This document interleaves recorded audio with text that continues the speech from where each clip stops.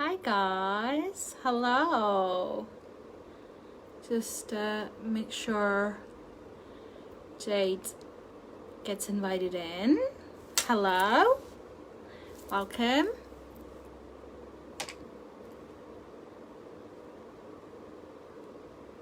Hi guys, hello, hello. Evening, Samantha. Hello, my darling. Hi guys. I always get slightly nervous when it comes to like going live straight from Facebook. Just make sure she's got it. Let me just add her on. No, she isn't here yet. Hi guys. Oh, I also have to make sure I'm like public, right? Hi Jia. Hi Matthew. Hi. 1 minute guys, gotta log in. Hi Sophie. Welcome. Okay, I've just got a voice note from her. She's here.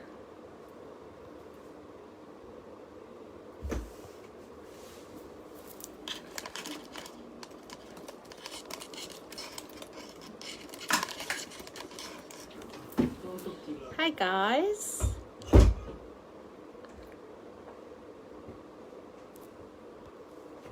Just make sure we are on public. Yes, we are. Perfect. This is just great. Oh my god.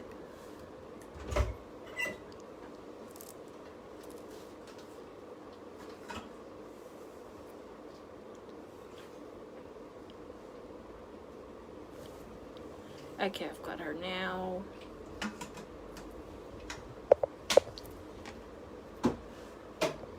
One thing I do is make sure I stay calm. I just added her on. Here we go.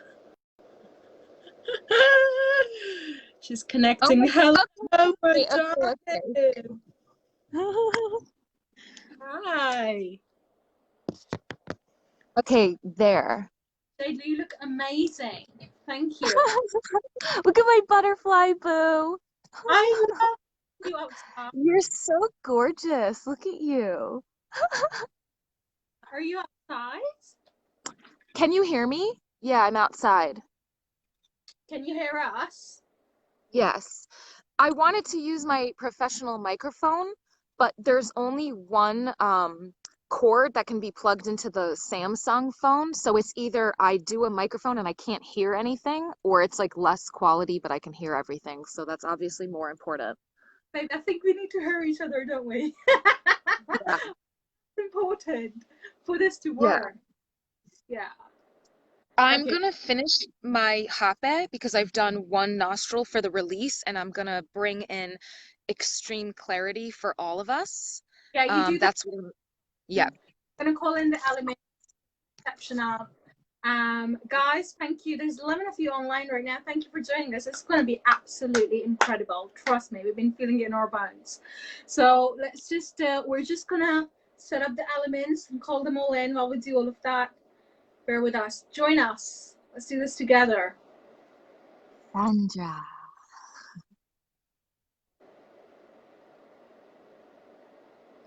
I'll call in the elements. Here. Let's come through and protect this corner for me.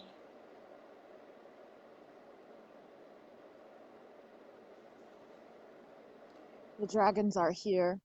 Thank you. Tree of life is here. Poseidon is here. Ah!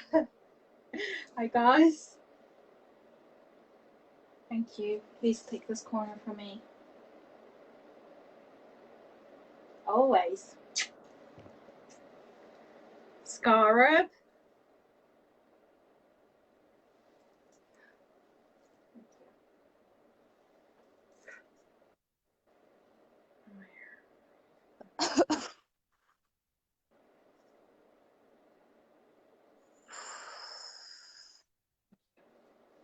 Avians.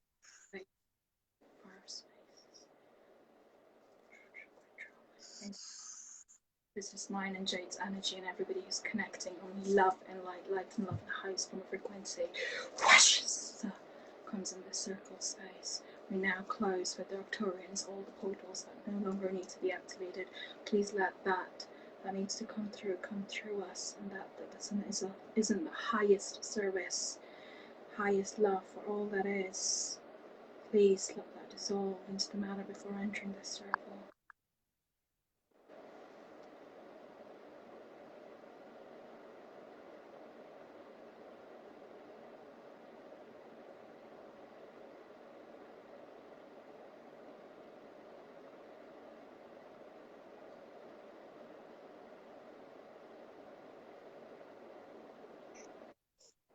Ooh, it was a nice session, hot-based session.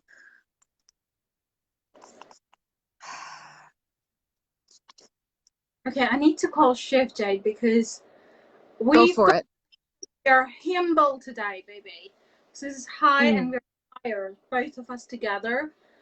So I'm gonna call him in because I really need him to keep us humble in humility. Okay, thank you. Okay. Yes.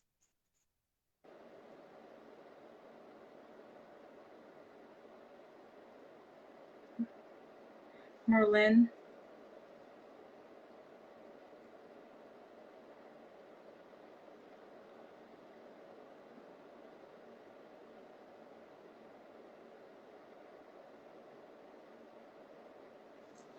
Okay, Maitreya.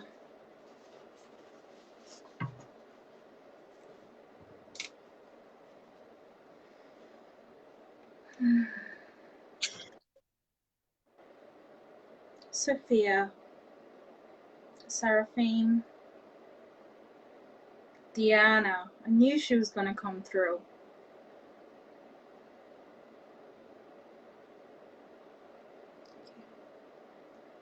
We already have about 9 different species of birds with us.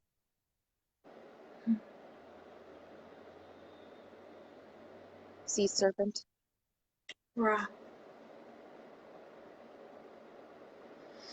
The arachnid collective.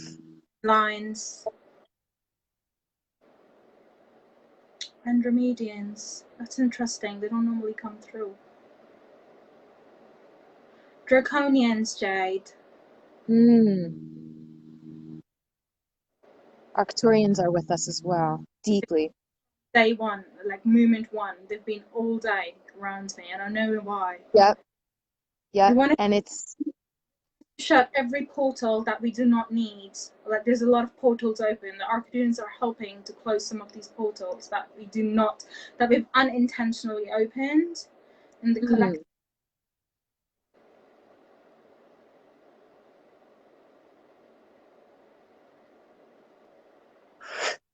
Star. Isis. The Lyran Count. Oh, Jade. Hi, 16 now. How have I lost her? Add. Okay, I need to transmute this energy.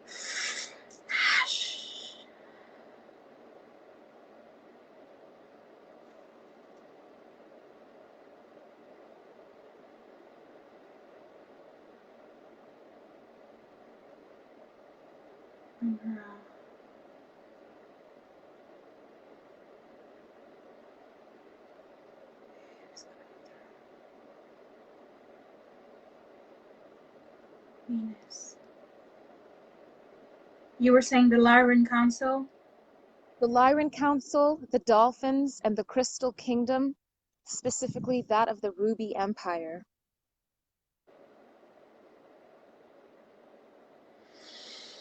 Archangel Raphael, Juriel, Michael, Gabrielle.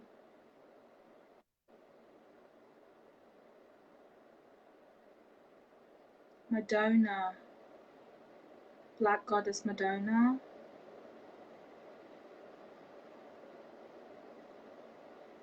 The Fae Kingdom. The gnomes, yes, just saw them in. The unicorns of Lyra.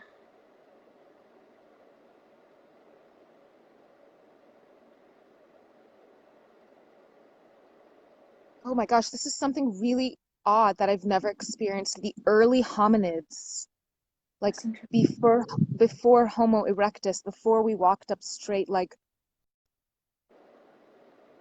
Jade, I love that. Thank you. I'm losing her again.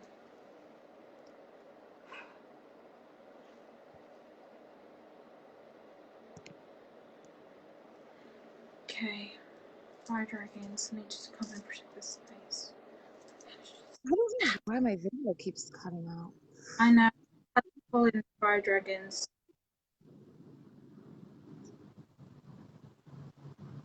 I'm 16 now.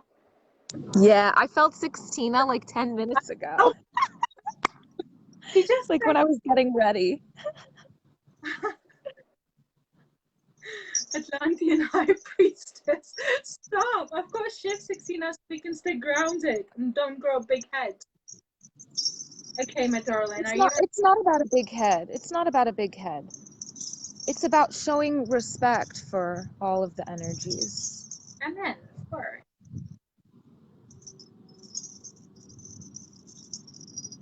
Okay. We'll just see who else comes through, Jade, but that's a lot.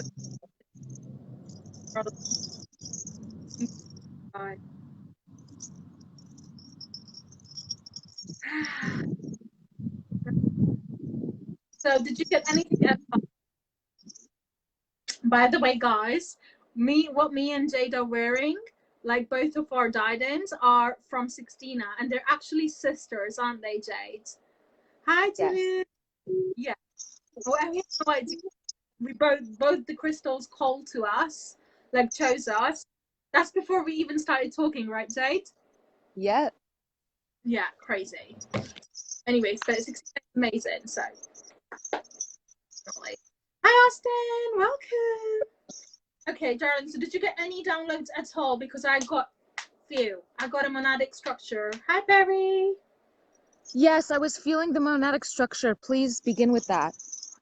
Okay, amazing. So, the very first thing that I got as the monadic structure was the law of one. Now, I know both you and me personally have been working with the law of one at the minute, but the structure came down as there's different perspectives too, but this was very, very strong, and I was a bit like, are you sure? And they're like, yeah, we're sure. So what they were trying to say is they wanted me to bring through that from one perspective, God, Satan, and Lucifer are all one of the same thing. If we take in the perspective that we are all one unified field, and that is all there is. So from that perspective, utilizing the law of one, then all three beings are one being. They're just different aspects of the whole. That is one perspective. And there was more perspectives, and obviously, because like everything's multidimensional. But they especially wanted us to work on the energies of the law of one today, purely because I think because we're going into the Diamond Stargate, there is no way you can access the Diamond Stargate if you're not operating in the law of one in one unified field. So that was a very, very important question, monadic structure that came through.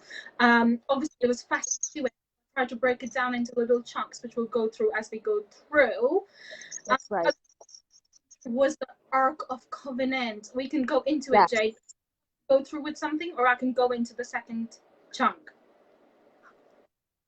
In regards to the Ark of the Covenant, I just want to remind everybody that it is not an external thing. The Ark of the Covenant is found within each cellular membrane, composing of each organ, each tissue, each limb, you know what I mean? It goes down to the molecular structure. The Ark of the Covenant is within, just as all creation is within the void. It's the same concept.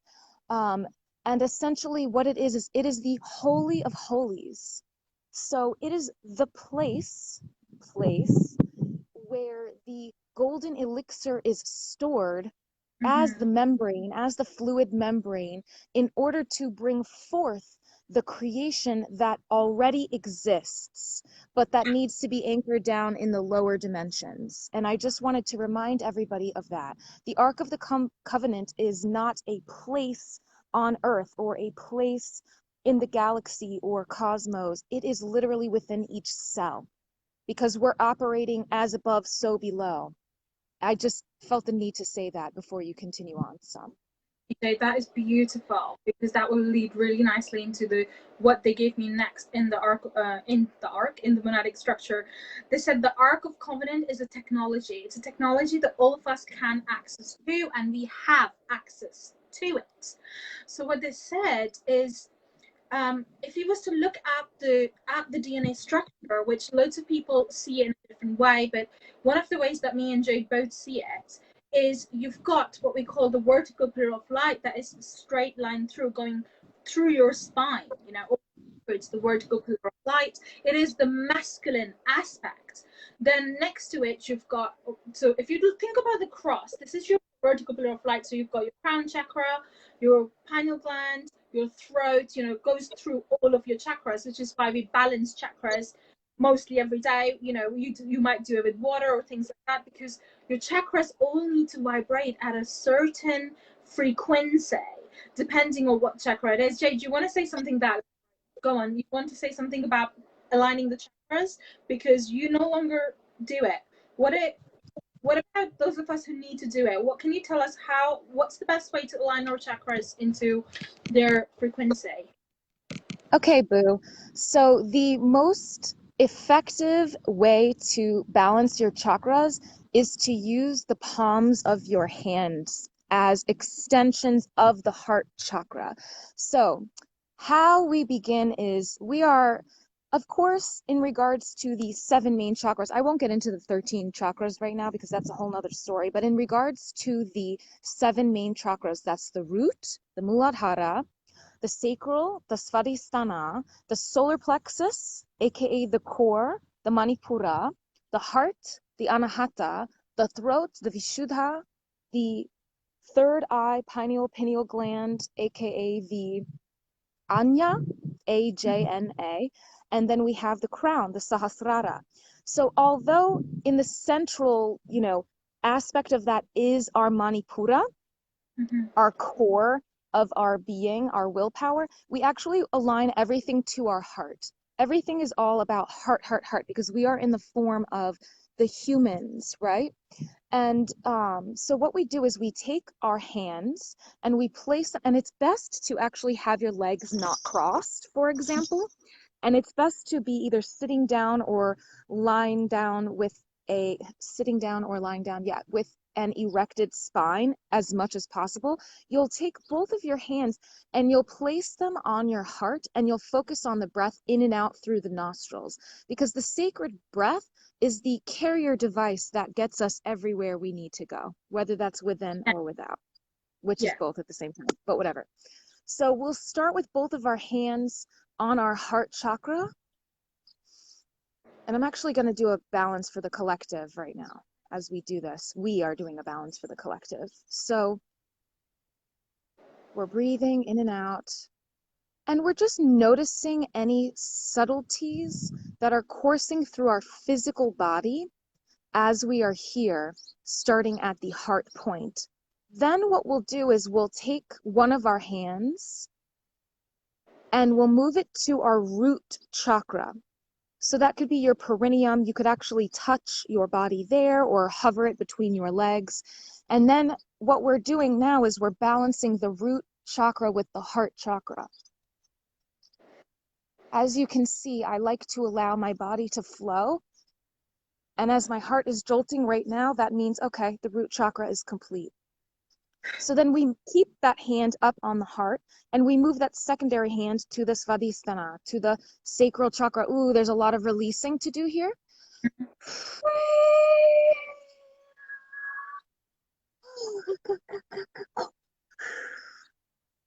Okay. Move that secondary hand up to the manipura, the solar plexus. Ooh, there is no fighting. There is no fighting. We are integrating all aspects of ourself. We are one unified whole. That's all we needed to hear. And now our hands move both to our heart chakra. Ooh. My heart is actually beating faster. Uh-huh. Move our secondary hand up to the throat chakra.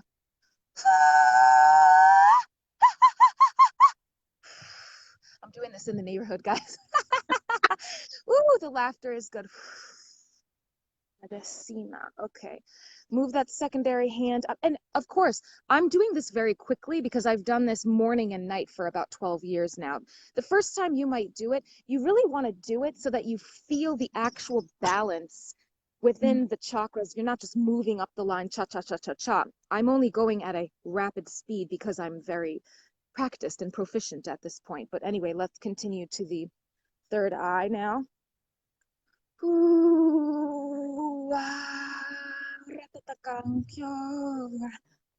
No need to hold on to the past, people, as we move up to the crown chakra.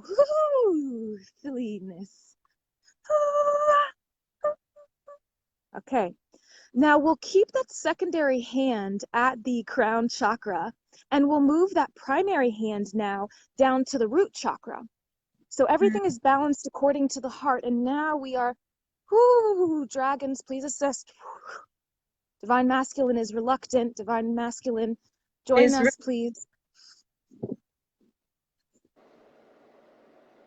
They just want to feel heard and loved for all that they are providing for us. You must continue on at once. So now what we do is we take the hands and we work inward to the heart. So that top hand comes to the third eye and the second hand comes to the sacral.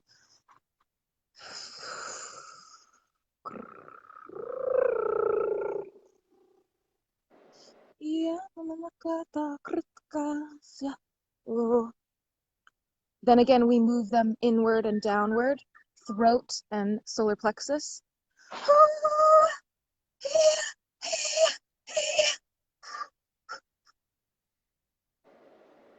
And you'll notice that when I'm actually verbalizing things without a care in the world, it clears them and balances them a lot quicker. And then we finalize with both hands back on the heart. And it is quite complete. Now I'm going to, with Saman and with everyone assisting us,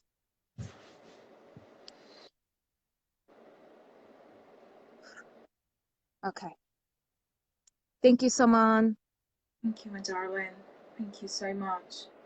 You know, for some reason, what happened, Scarab got really, he was firing out for some reason. I don't know what it is. He wanted to lash in. I'm not too sure. I had to hold him back. So it's just the divine masculine energy, because they're just opening up. I mean, we're just opening up now to actually expressing ourselves as divine masculines. So there's been a lot of apologies, there's been a lot of forgiveness, there's been a lot of honesty, but it's like there's still a little bit of reluctancy, because I feel the divine masculine is still dwelling on the past when they were the torch bearers. And so that's already in the process of being let go of. yes. But the feminine just needs to encourage them. Like, I'm holding hands with you, boo.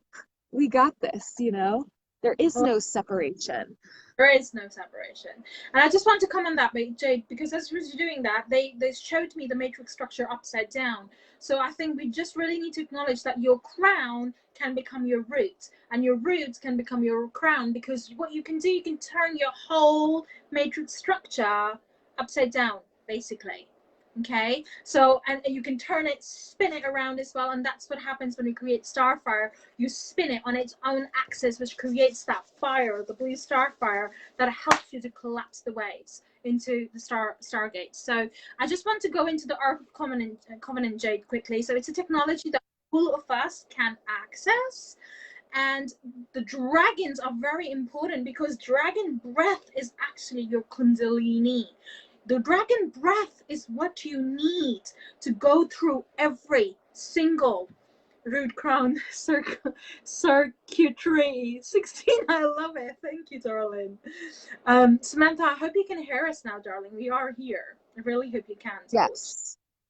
So, so dragon's breath, you know, the reason that obviously I have got Scarab, you've got Effie, the reason we've got them is because And it's not even that, like lots of you, so we're working with the 5D Merkaba structure today, but lots of you have the 7D, 8D, 9D, 12D Merkaba structures like already there. So at that point you are your dragon. You're not riding the dragon, you are that dragon. And when that happens is I mean, we're going to go into this, but that we are all connected through this field. If you can think of like Avatar movie and everything is connected, that's exactly what it is. It's a cobweb of energy. Especially every single person who is working with energetic work at this stage. Thank you, Sixtina. At this stage is, just need to add her on in again. Add every single working, you're working in something what we call the Aurora grid work, which basically which basically means that you are connected to this telepathic network of crystal of light. Every single person is, every single person is part of the Aurora grid work. She's the daughter to Sophia and Christos, the first twin flame to source, the distortion. So every single person is part of that. So when one of us activates that, depending on how much light potent that person, that structure is holding, it activates everybody else who's connected to that structure too. So I feel like that is very, very important for us to understand. The dragons are dragons and the serpents, and we're going to go into this because that came in the monadic structure as well. Like the fear around the dragons and the serpents, there's so much fear around the jeweled snake. Jeweled snake is like, and what they said, what the guides were saying, it's the 9. What they were saying is, if you're scared of the dragons, or if you're scared of the jeweled snake, then you need to move. So this is your vertical pillar of light. We were discussing that. At the top is what you have is called like an overworld, and we're going to do it in a simplistic way, even though there's lots of harmonics and dimensions. But at the top you have something called an overworld. In the middle is what we call a middle world, which is your perception of how you see world. That will depend on how or what you believe the world is. You believe it's an abundant place, it's a safe place, and that is how you're going to perceive it. But if you believe otherwise, then that is how you're going to perceive the middle world. It's very dependent on what you believe the world is, as in physical reality. And then at the bottom you've got the underworld. But lots of us believe underworld is, has the shadows and stuff, which it does, but it's also like the crystalline structure of Mama Earth. It's the dark forest. So they said, if you're scared of the dragons, if you're scared of the jewel snake, you need to go down from the vertical pillar into the dark forest, into the underworld, and you will find your snake there. And once you enter into that, and you could enter in a manifest, in a visualization or whatever way, call upon your guides. There's always guide structures working with you at all time. So even if you're scared, you will have all this anxiety come up, and that's because lots of structures, lots of organic structures have been intercepted or been moved into what we call inverted matrix, basically to stop you from getting into your power, your sovereignty, so to speak. That's to say it in a very simplified version. Would you agree, Jade? I completely agree. There's absolutely nothing to fear at all. The way that you perceive the world will be of your choosing. Every single thing here in the 3rd and 4th dimension, even upward and beyond, I won't get into that now, is literally a choice. Someone could be looking at an apple that has, been dropped on the floor and it has all these dents all in it, and could say, oh, I can only eat half of that apple. Only half of that apple is of worth of my eating. The rest will be soggy and overly sweet, right? Because it gets oxidized at that moment. But the other...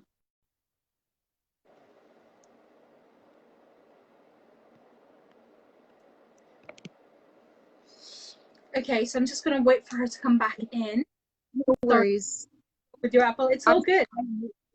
But the other person will be looking at the same exact apple and will be thinking, I can get so much nutrition out of this apple, regardless of what it tastes like. I can enjoy every single morsel of it. Every single bite of it will nourish my mind, body, and soul. And so every single thing is really just perspective, but there's also another aspect to that. There's perspective and then there's action, because the perspective is the cutie puppies coming by.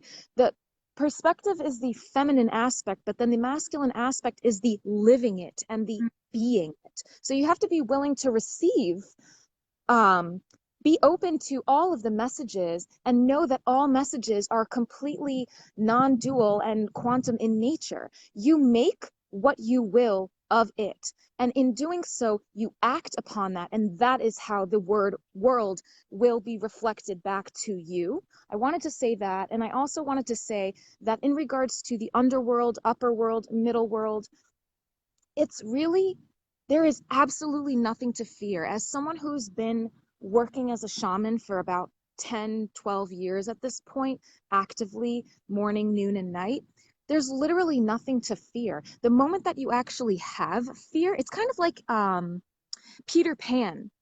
It's really just like Peter Pan. When you have happy thoughts, you can fly. But the moment that you let go of those happy thoughts, what happens to the pixie stardust? It's still all over you. That pixie stardust has not gone anywhere. You were born with it. You are that pixie stardust. But the moment that you forget that, or you come into some kind of fear, whether it be mental or some kind of projection, whatever it may be. Bless her. Hi, Stephen. Hi, Michael. Hi, Brooke. Just coming back in. Thank you guys for bearing with us. Kind of happens a lot. Yeah. Go on. I think the frequencies are too high, sama. But anyways, the moment that you drop out of that, it's not even happiness. It's just surrender, essentially, and knowing that nothing is you and everything is you. So you don't need to be attached to what if or why or any of that. You just simply need to be and observe and have a little spark of happiness. Yeah, sure. Add that in the mix, add that in the brew. But when you forget that and you really slip into this, oh my gosh, could this entity suck my energy? Or, oh my gosh, could I be attacked? Then you will be drawing those energies to yourself, because the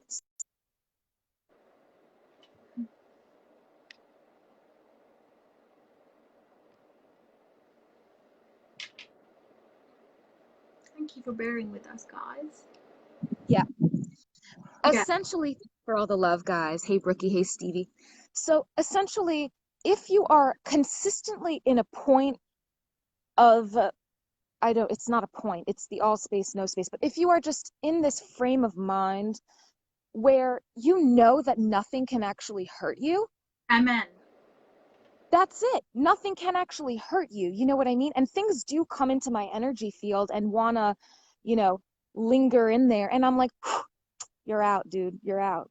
Or you're out, she monster, you're out. And I don't even give them permission in the first place to come in. So when they do come in, I recognize them immediately because my subconscious must have accidentally given them permission. And then as quick as they came in, as quick as they're out. And they haven't taken anything from me because I don't hold on to any fear or any attachment. So there can be no projection, receiving of any kind of dark energies. You know what I mean? Yeah, I know. I know I babble a lot, but I know what you mean. And I just feel like, I just, as you were talking, they were telling me you've got to say this, Sam. So I feel like it's very, very, this is why they gave me the monadic structure starting with the law of one, because they really want us to understand that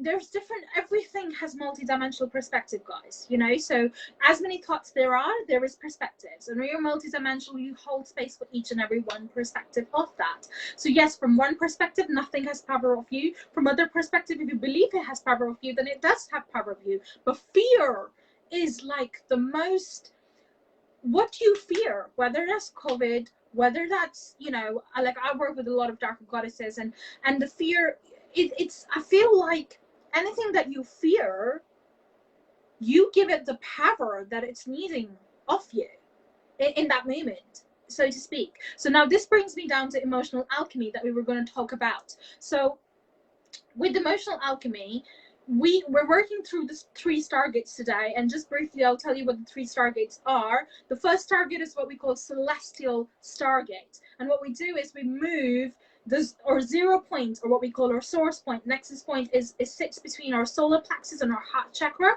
Physically, if you was to look into that, even though it's not a physical space. And what happens is we sit in that middle and bring all of the directional arms into the middle of that space, and we collapse the way, we collapse our DNA and ride through the nexus point, ride through that space.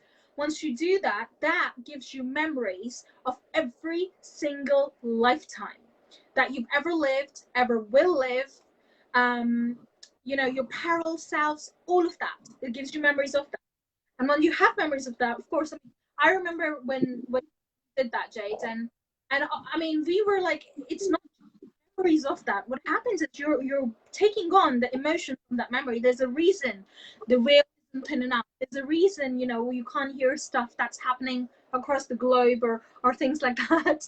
So, like, when you're doing that, please know that it will bring you memories or things like where you've been a service to self inverted structure and done stuff like really horrible stuff to others, and other times you haven't. I mean, I remember one of my memories is in witch trials, where I am a prosecutor for these women, and that's just one of the lifetimes, and I just couldn't hold it. I couldn't, you know, I was really associated with just being, oh my god, I'm fairy, I'm love, I can never do anything bad to anybody. I really needed to hold on to that, and that's purely because, you know, I was living so much in duality, polarity, so to speak. So that's your first celestial stargate. Every single person born at this time is their job. Ascension, job is not the right word, but what you're born to do is to do that, collapse the wave with the celestial stargate. You are meant to get memories, hi Heather, of every single lifetime. And it's not even as clear as that. You'll even get memories of things that didn't actually happen, you know, because everything's blueprinted, and then they kind of linger, and then you may decide as a soul to, like, oh, I'm gonna incarnate into that body and live that experience, or you may not. It might stay at the blueprint level, but you can even access that from that point. Hi Jeanette. So that's your first stargate. And that's what we call our trinity. Yes, your 2, 3.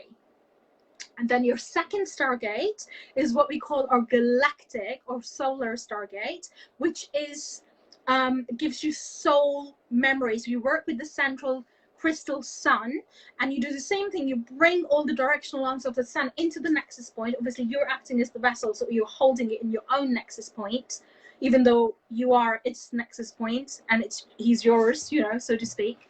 That structure, you become one with that. But once you collapse the wave and go through that one, that gives you soul group memories. Okay, so at that point, you'll start connecting with your soul family. You start connecting with people. You will have memories. Sama. Can you hear me? Yeah. I just want to say that before you enter that second one, that's when you do a lot of ancestral clearing.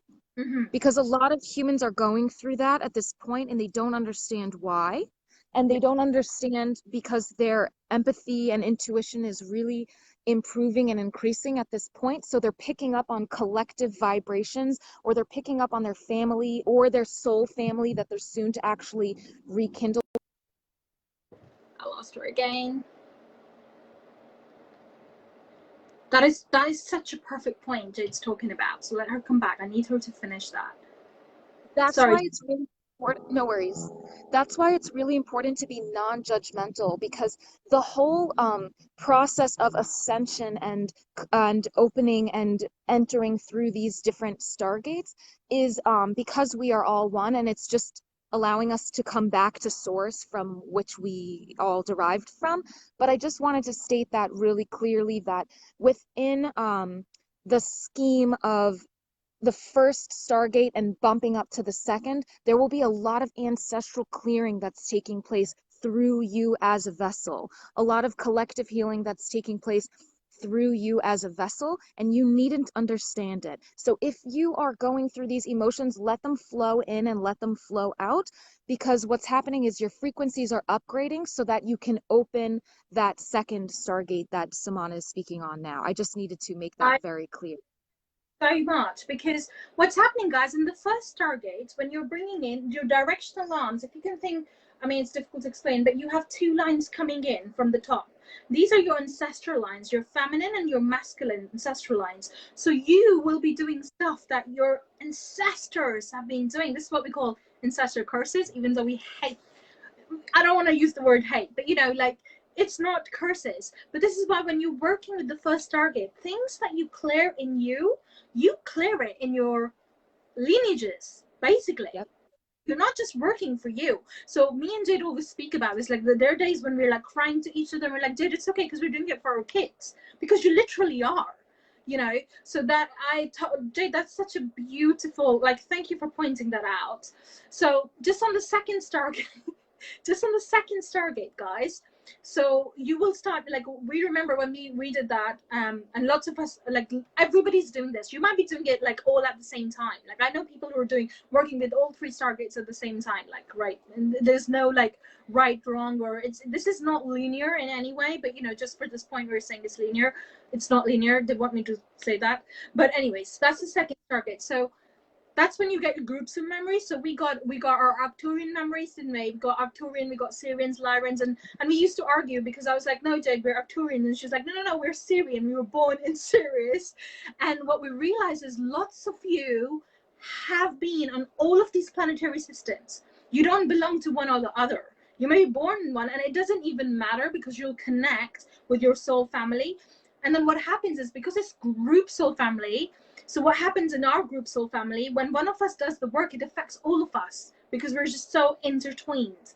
And some of the hardest lessons that we've had to go through, we were catalysts for each other. I mean, me and Jade just had one, a week ago, Jade? That is like, and that's what happens when you're in a group soul family, right? And what also happens is you're into each other's past lives or future lifetimes too. And I really want me to tell you this. It's really important for us to realize that it is to do with free will. So the reason I can jump in, like Felix can jump in some of my memories, I can jump into his like lifetimes and things, because we have that trust and we allow, like, there's a safe space. Like, that's really, really important, guys. You don't just infringe into someone's, and you can't really do that. I mean, it's more complex than that. But you'll get like soul group in the second triad, which is your 4, 5, 6. Okay, then your last triad, which is your Diamond Stargate. When you open the Diamond Stargate, and then again, you know, you're bringing in, this is when you activate your 144 matrices, which is like your 12 strands times 12 strands. So each of your DNA strands have 12 matrices, which then have 12 matrices. It's an infinite structure. Your DNA is an infinite structure. So when you do that, stop laughing. When you do that, that gives you source memories. Okay, so you hit the source, you're sitting in the source, you're one bit source, there's no thought, there's no desire, it's pure plasma, it's white and black, however you want to perceive it. It is birth and end, it is all that there is. And at that point you can like create everything. And I mean, I can speak for myself. Every time I'm in the Diamond Stargate, I don't want to create it, but that's where you stand. So collectively, we're meant to be working with our celestial Stargate, the first Trinity, which is why everything's 333, and you know, that's what we're working with. But lots of us are moving into like the central sun, the crystalline, the second one, or even the third one. So I'm sorry, that was just that needed to come through because that's what we're working with today. So we need to explain that. Jade? And beautifully said, beautifully said. There's a garbage truck behind me taking out the trash. It's pretty noisy. But I think that was really well spoken and understandable and relatable for a lot of people. Because yes, everything is infinite. There's more to the DNA than just the 12 strands, because what ends up happening is once you have activated this Diamond Stargate and have been within it, you actually remember your 13th strand of DNA, which is the 13th skull of Atlantis. You can call that as well, the 13th tribe, whatever. It's the infinity. Sorry, Jade, go on. Yes. And so as you're activating your 12 strands of DNA, what's happening is you're Earth Star chakra below your feet, below your root, has already blossomed, opened, and expanded. And as well as your Soul Star chakra above your crown has already blossomed, opened, and expanded. Your Kundalini has already been exploring throughout your corporeal vessel.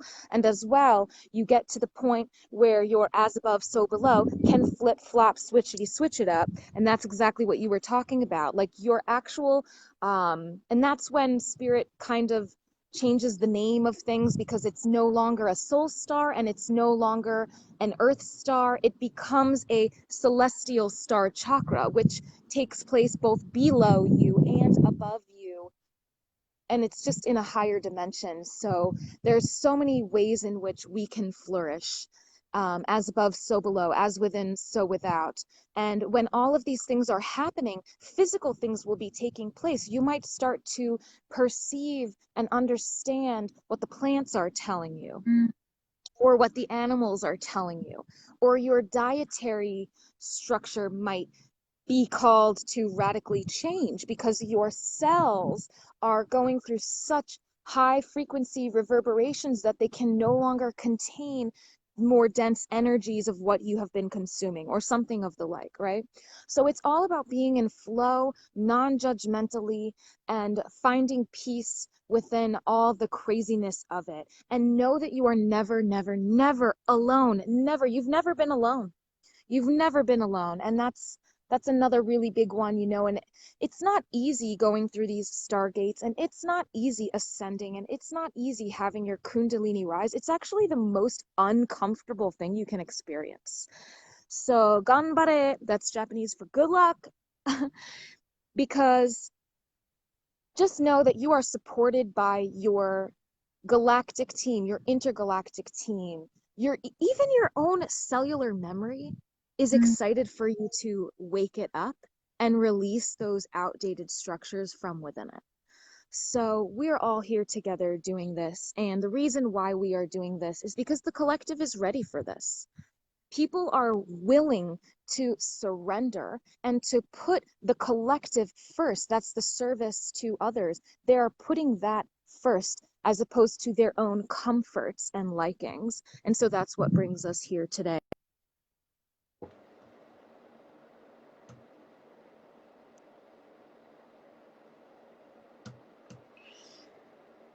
Okay. Yep. Thank you, Jade. Beautifully said. Thank you, thank you, thank you. And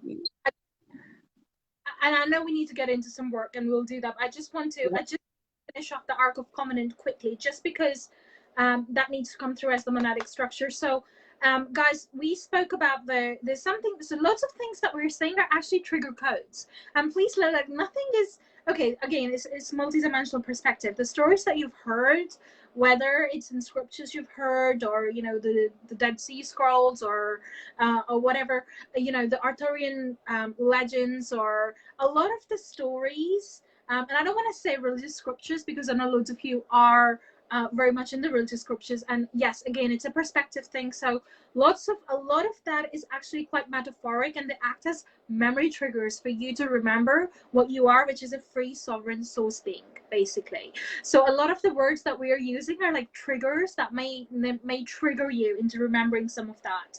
So the Ark of Covenant is one of that triggers, but it is, and again, the 12 tribes of Israel, there's 13 altogether, like Jade said, but they're like your straight line, which is your vertical pillar of light. So the top to the nexus point, that's one tribe. From the nexus point, which is your solar plexus, down to the underworld, that's second. Then you've got a cross, so one across, which is your past, present, future. That's two lines, so that's four tribes now. Then you've got one coming outwards, so that's your parallel self, you know, so one tribe here, can't see, one tribe here, one tribe here. So if you can think of it now, like the cross is one cross, that line, but it's also like got another line coming through.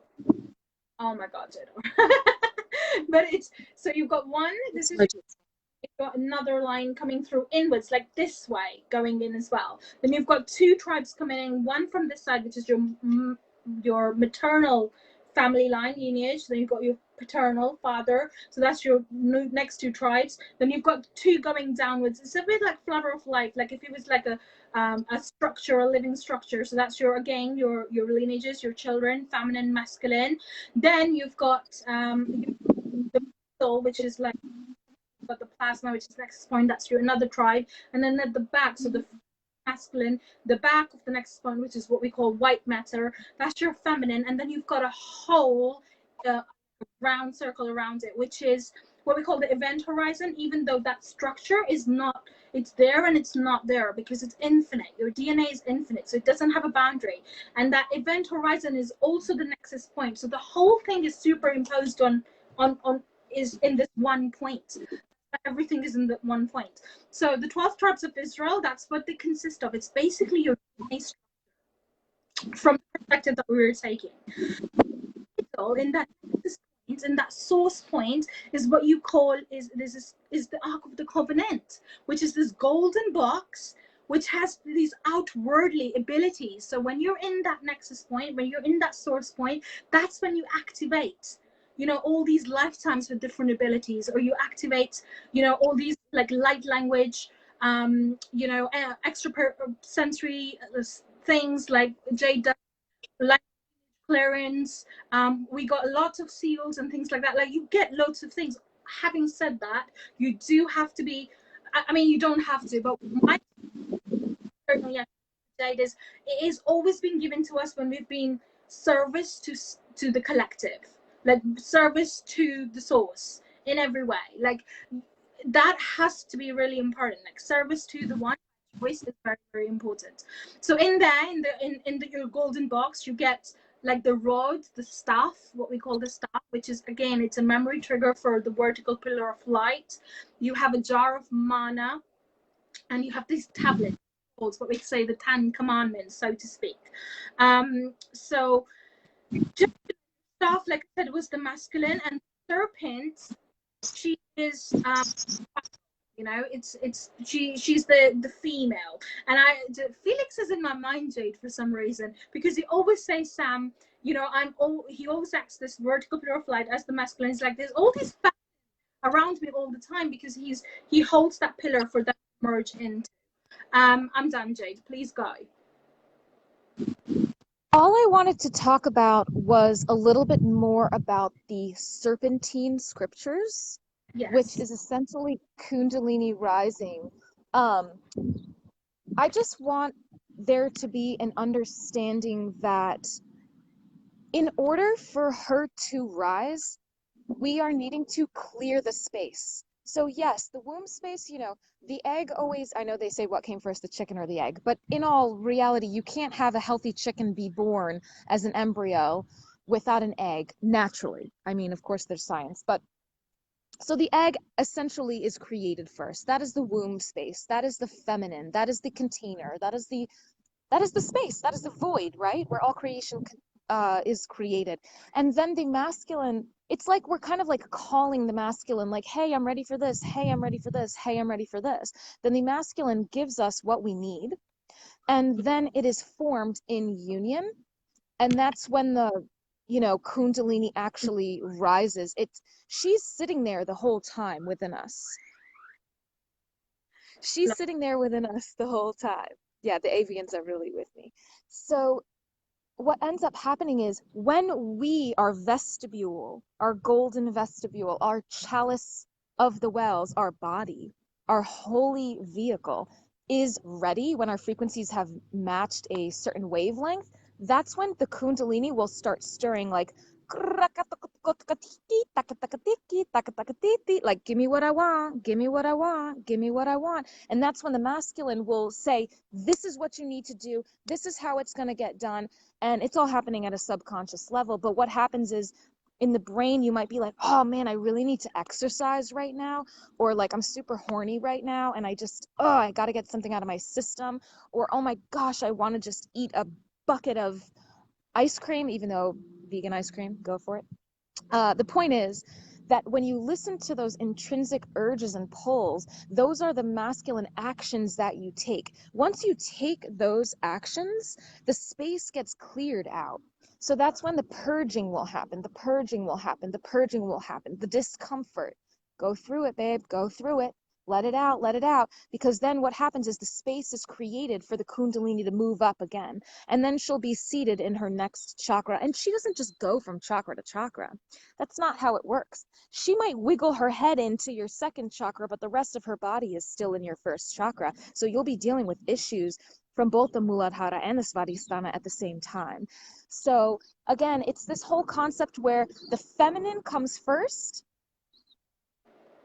the trash has been taken out, and then the masculine will provide us with what we need. Then we come together as this convergence, and it allows the flow to occur. And this is the consistent cycle.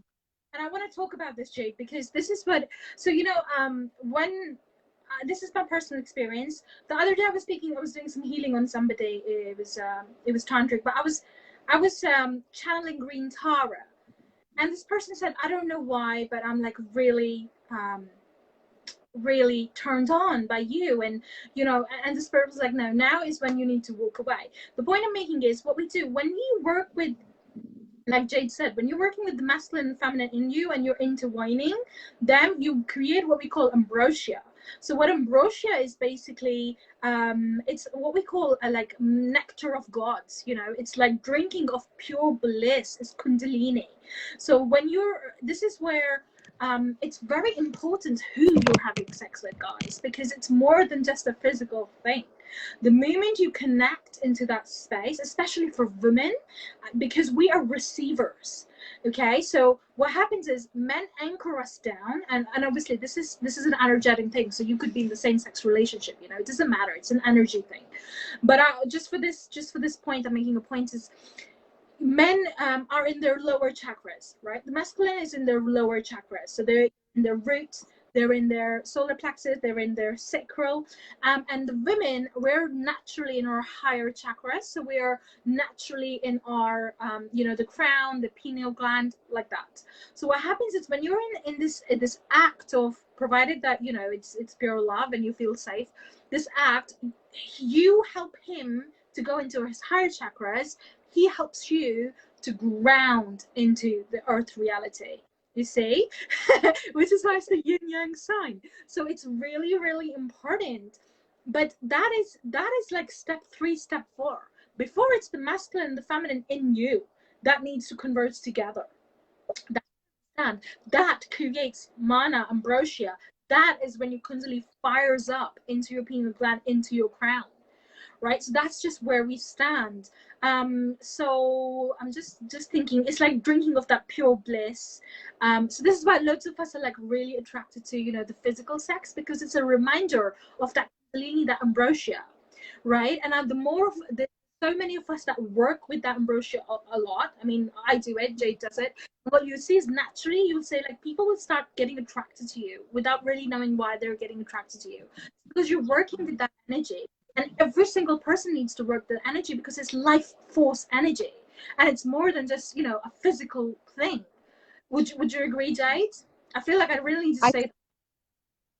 You've said it perfectly. In complete bliss and acceptance and understanding of all that is. I mean, that ambrosia is the embryonic sac, is the embryonic fluid, is the gold.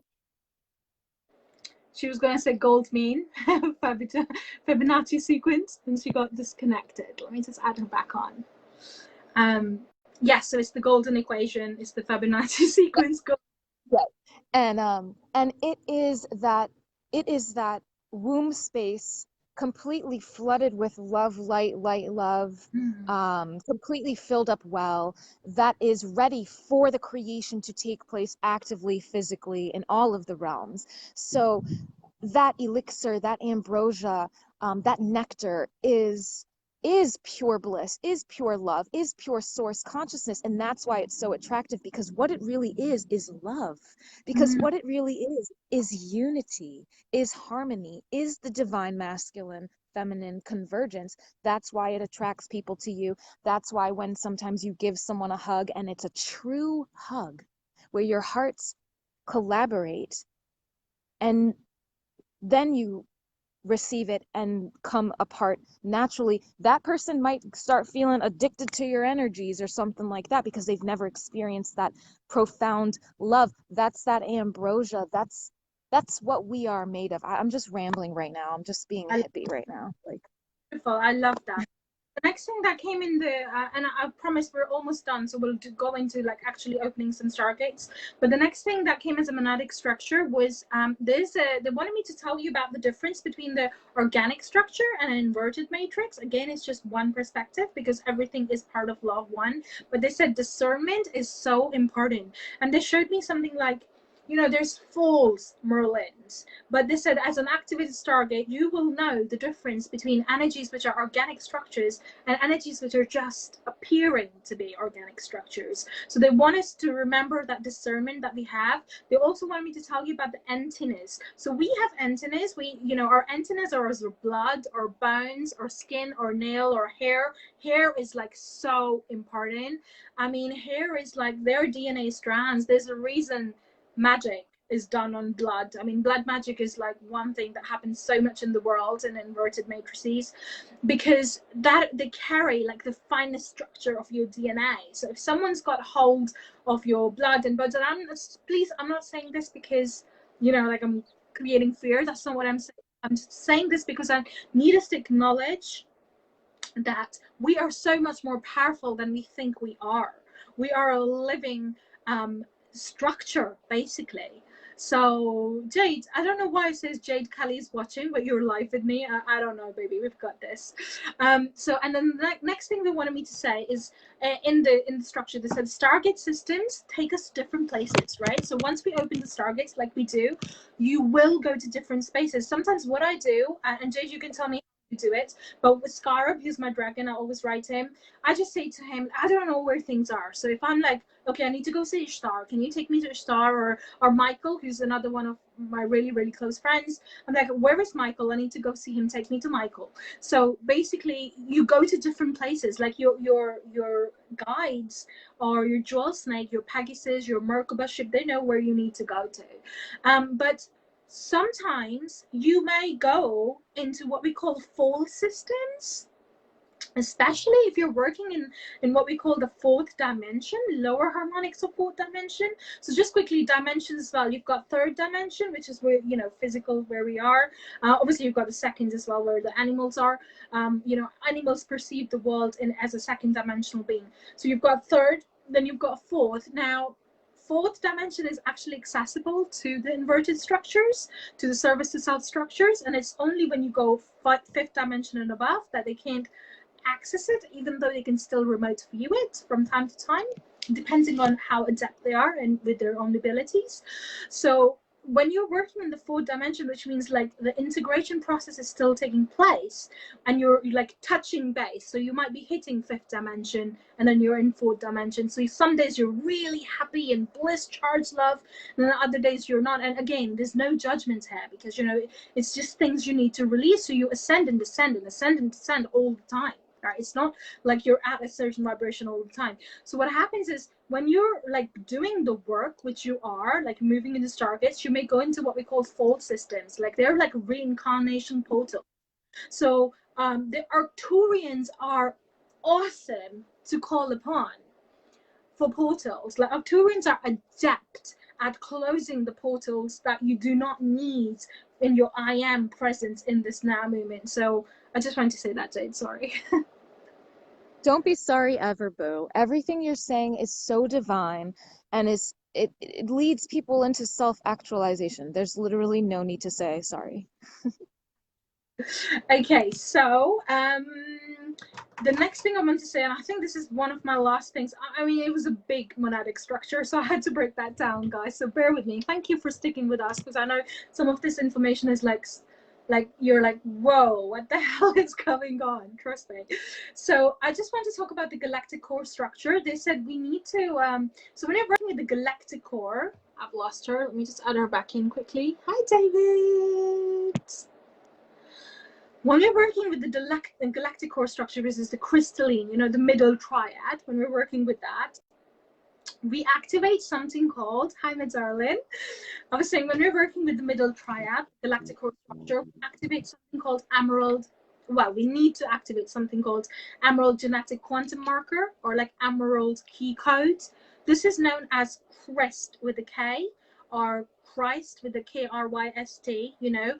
And this is when you do that second triad, this is when you go into the Diamond Stargate. The Diamond Stargate is the Emerald City of Krystal, even though it's not. It's like sixth, seventh.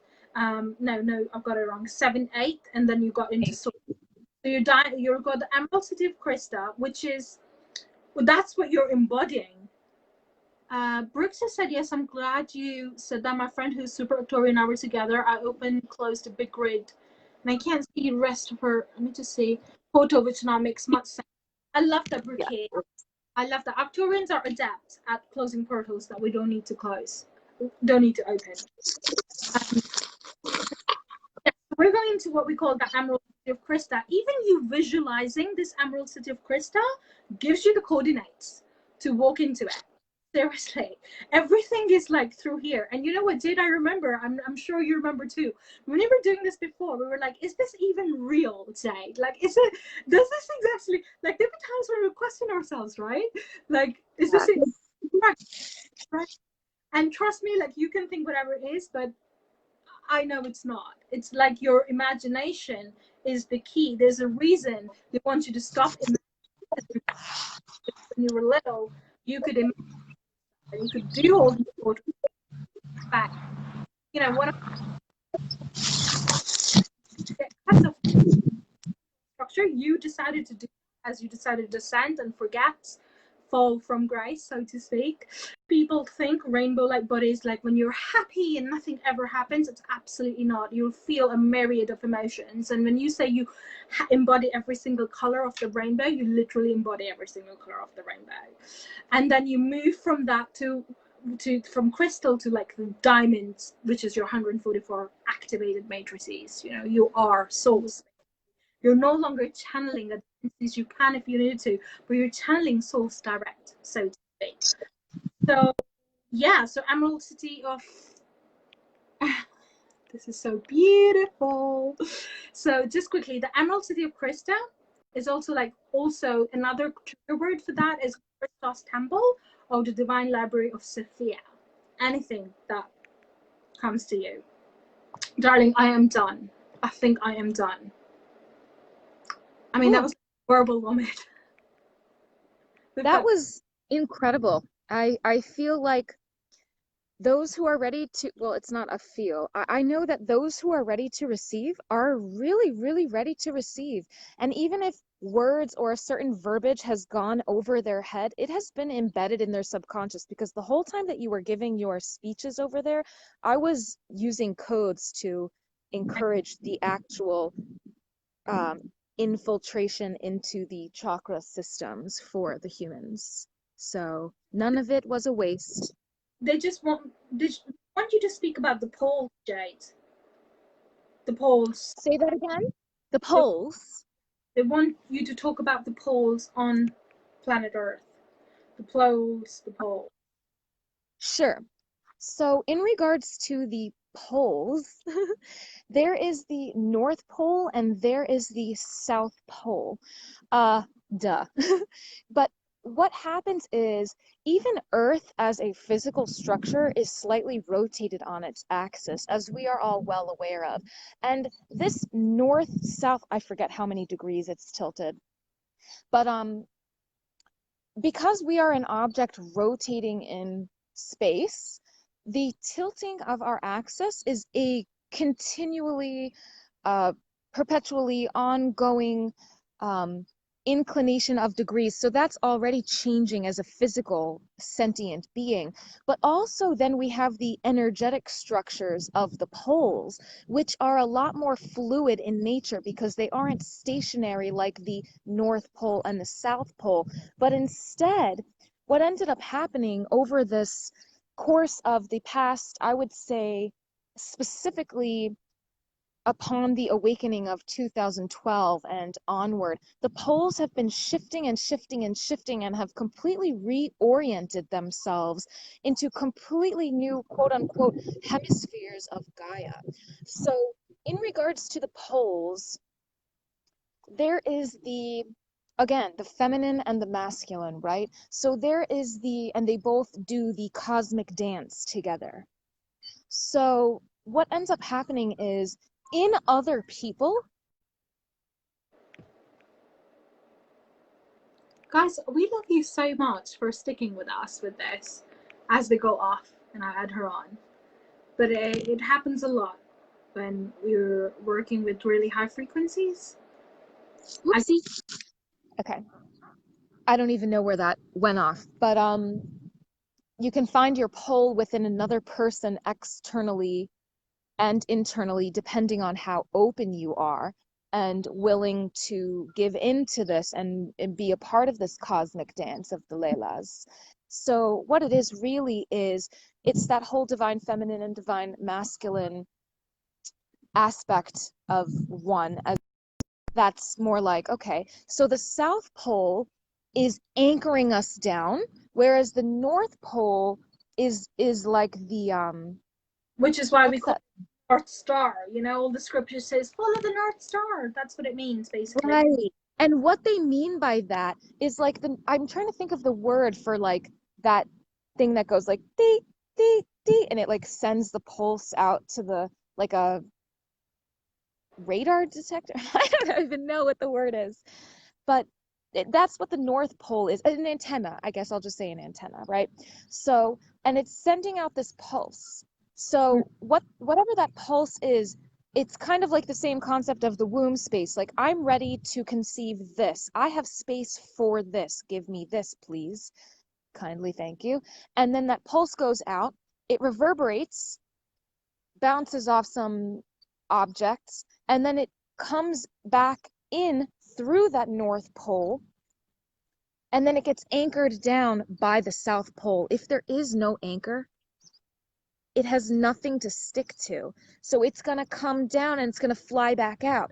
That's why humans need to do so much grounding, because we're at this time of awakening. So especially like Gaia, the reason why the humans are awakening is because Gaia is awakening.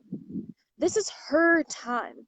Yes, sonar, yes, something like that. So this is her time. We are her. We are all Gaia Lumina. We are all Sophia Christ Consciousness as one unified organism, Gaia.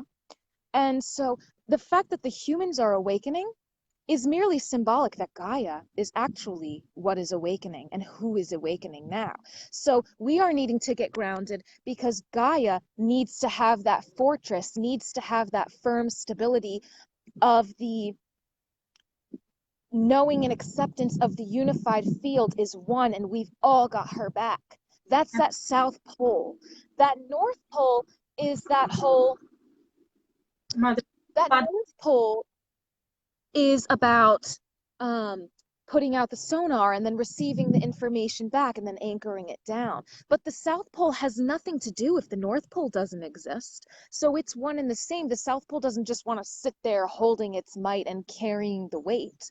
No, it wants to have things to anchor down. So that's why they work together. So now I'm going to get into ley lines together because that was a little abstract. So ley lines and the North and South Pole kind of go together. So just know that the North Pole is no longer the same location of the North Pole. Oh, Saman, were you going to say something, Boo? Just quickly, because this came out. They just said, they just showed me this. As it's anchoring down, it's so how spirals work. Information's coming from the top, but you also at the same time sending information to the top. So it is an interweaving. Like that is, I just wanted to bring that through. Yes. That is completely correct, because it's as above, so below. So nothing is in one direction. Whatever direction it's going in, it's also simultaneously going in the opposite direction, because we have anchored down the fifth dimension on Gaia, which is why we are all ascending. The fourth dimension was very polar, right? The very thing of the fourth dimension is there is up or there is down. But because we've anchored down the fifth dimensional frequencies on Gaia, what's happening is as above, so below. in one fluid motion is happening simultaneously. So physically on Gaia, the North Pole is no longer where it used to be because we have shifted it. I believe it's somewhere in Australia now, in Uluru. And the South Pole is in a completely different spot from where it used to be as well, right? And the reason that the North Pole is now in Uluru, because Uluru is the solar plexus chakra of Gaia. And that's where she is now. That's where she is now. In 5 years and 7 years, you know, that North Pole is going to probably be at the heart chakra of Gaia. Who knows in what amount of linear time, right? But yeah, they're always working together, North and South Pole. Sometimes you find counter aspects of yourself in the flesh. That person really anchors me and I really bring them up. Go with that, flow with that, be in that. Because that's what we're going through as Gaia, that's what we're going through as humanity, and that's what we're going through as sovereign individuals, finding our way back to source love. I love And that. the way that yeah, boo. So the way that plays into the ley lines is because the energetic, actual physical vortices of the poles are in this shifting motion, because we have activated that as one unified being. What ends up happening is we are called even more so to go to physical places on Gaia. Yes.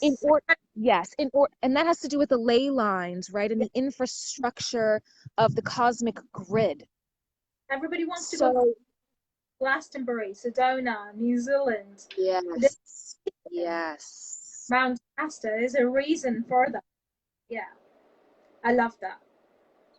Yes. Was you finished?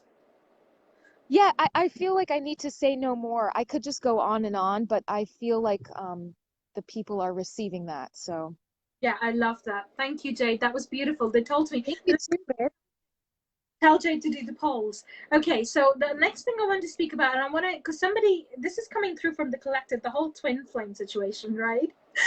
So pertinent to us personally as well, but it's coming through for a reason. But before that, I want to just give the last two bits on the monadic structure that I got. First was the Excalibur. Like everybody speaks about the Excalibur, the sword, the Excalibur codex. So they brought that in again, right? I have to understand this, and I don't need us to do anything, but you know what I'm saying to you is the Excalibur is a vibration. It's called the indigo. There's radiance. There's gold, this gorgeous. Like I just love them. But then you've got not just Arcturians, but you know, then you've got indigo codes here. So there's crystals and then there's indigos. So indigos, me and Jade are very indigo, and lots of you who are connecting right now would be very indigo as well. And that's why you're more inclined towards the dragons. You're basically a dragon rider. That's what you are. Every starseed is a dragon. Well, every person is a dragon rider, but you'll feel the indigo code more. So you're somebody who I never wanted to be told what to do. I was so bad with authority. Weren't you, Jade? Like I was like, fuck off. Like don't tell me what to do. With everything in my language. I'm so sorry. So so what that means is you've got this indigo warrior code, which means each indigo. This was what was really important, came out the monadic structure. Each indigo would have lived a lifetime or numerous lifetimes as a warrior. So when you activate that first and second triad, I have friends who are like see bloodshed and wars and things like that, and it can be too much. But please know that is going to happen if you are an indigo, because there's a reason you feel that indigo energy in you. Okay, so I feel I want to say something about that. Yeah. So what I want to say about that is these people are feeling these intensified warrior energies rising up and rising up. But there's a difference now on Gaia from what there was about 6 to 7 years ago, right? So before we needed to like start the revolution, but now that the revolution has already taken place and we've already anchored down the higher frequencies, we are becoming light holders. Yeah. So we need to learn to channel all of that warrior energy into something that is more more creative, Jade, into something that is more creative. more creative and more acceptable of what's going on as a monadic structure and on Gaia now, which is not about tearing things apart, because we've already torn them apart and we've already rebuilt the foundation. So now it's more about building things up. So yes, completely creative energy. So use all that warrior fuel and channel it into something, whether that is light language or music or art or poetry or dancing or singing or harvesting plants, or loving your pets, or whatever it is, really. But use that creative energy and try your best to like get it out of your system, because we're not needing to put it onto anything anymore. That thing has already been taken down. We have already rebuilt it. We are needing to build up, build up. So we are still needing to get those energies out of our system, but it is in a more constructive way. I love that. Oh, I lost her. That was so beautifully said. So beautiful said. Thank you, Jade. No longer a deconstruction, it is a reconstruction. And I think it's really funny because, as you were talking about, that the recycling guy was coming by, right, with all these noisy glass bottles. And it's like the trash has been taken out. Boom, we've already done that. And now we're in the process of recycling. So we're using those, what were deconstructive energies, and we're using them for reconstruction. We are rebuilding Gaia Lumina in heaven, in the holy kingdom of the crystal kingdom of the Lemurian. Right, exactly. I love that, Jay. Thank you so much. That was so profound. They also gave me like, it's the Excalibur is basically a fourth, fifth, 5D dimensional. It's like a hermetic seal. So it is your North Star, so to speak. Let me just get her back on. And the last thing that came through, guys, was emotional alchemy, right? The guides really, the nine really wanted to bring this through. The last bit that was in that monadic structure that came through, Jade, was emotional alchemy. So you can go through any of these stargates, which we're going to start working on now. You can't hold. I remember the first time I went through, Jade, do you remember I said to you, the first time I went through the solar one, galactic one, I said, Jade, I couldn't hold it. I couldn't hold the. Do you remember, Jade? Of course I remember. I remember telling you that that's fine, and I remember you called on your guides and they assisted you. Yeah. So the reason why that was happening is I was still had transmutation to do.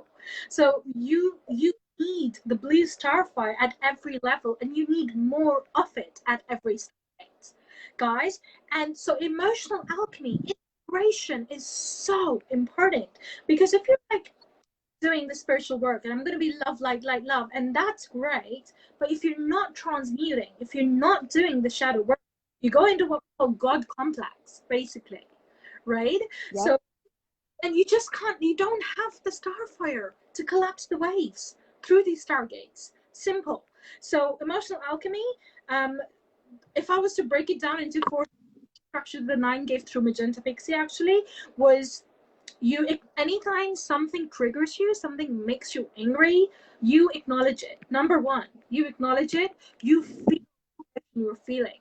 So if somebody is pissing you off, you know what, I am really angry. And what we normally do, lots of us who do, we actually ramp it up. Like if it's an emotion, whether it's a happiness or sadness or emotion in between, we really feel into it, like put it out, put it up, put it up. So you acknowledge it, then you give gratitude for it. Acknowledgement, gratitude, like thank you for pointing this out, coming into my field. Thank you for annoying me, whatever you want to say. Then you analyze it. You think about what actually is it about the situation that actually made me angry. I had a situation this morning with my mom. And when I put it down, when I sat with it, it was because she hadn't made any vegan food. Like all of them had minced meat, and I was like, ouch. Like, do you know what I mean? Which is, and then I again sat with it and went down, and it's because I'm not taking responsibility for cooking myself fully.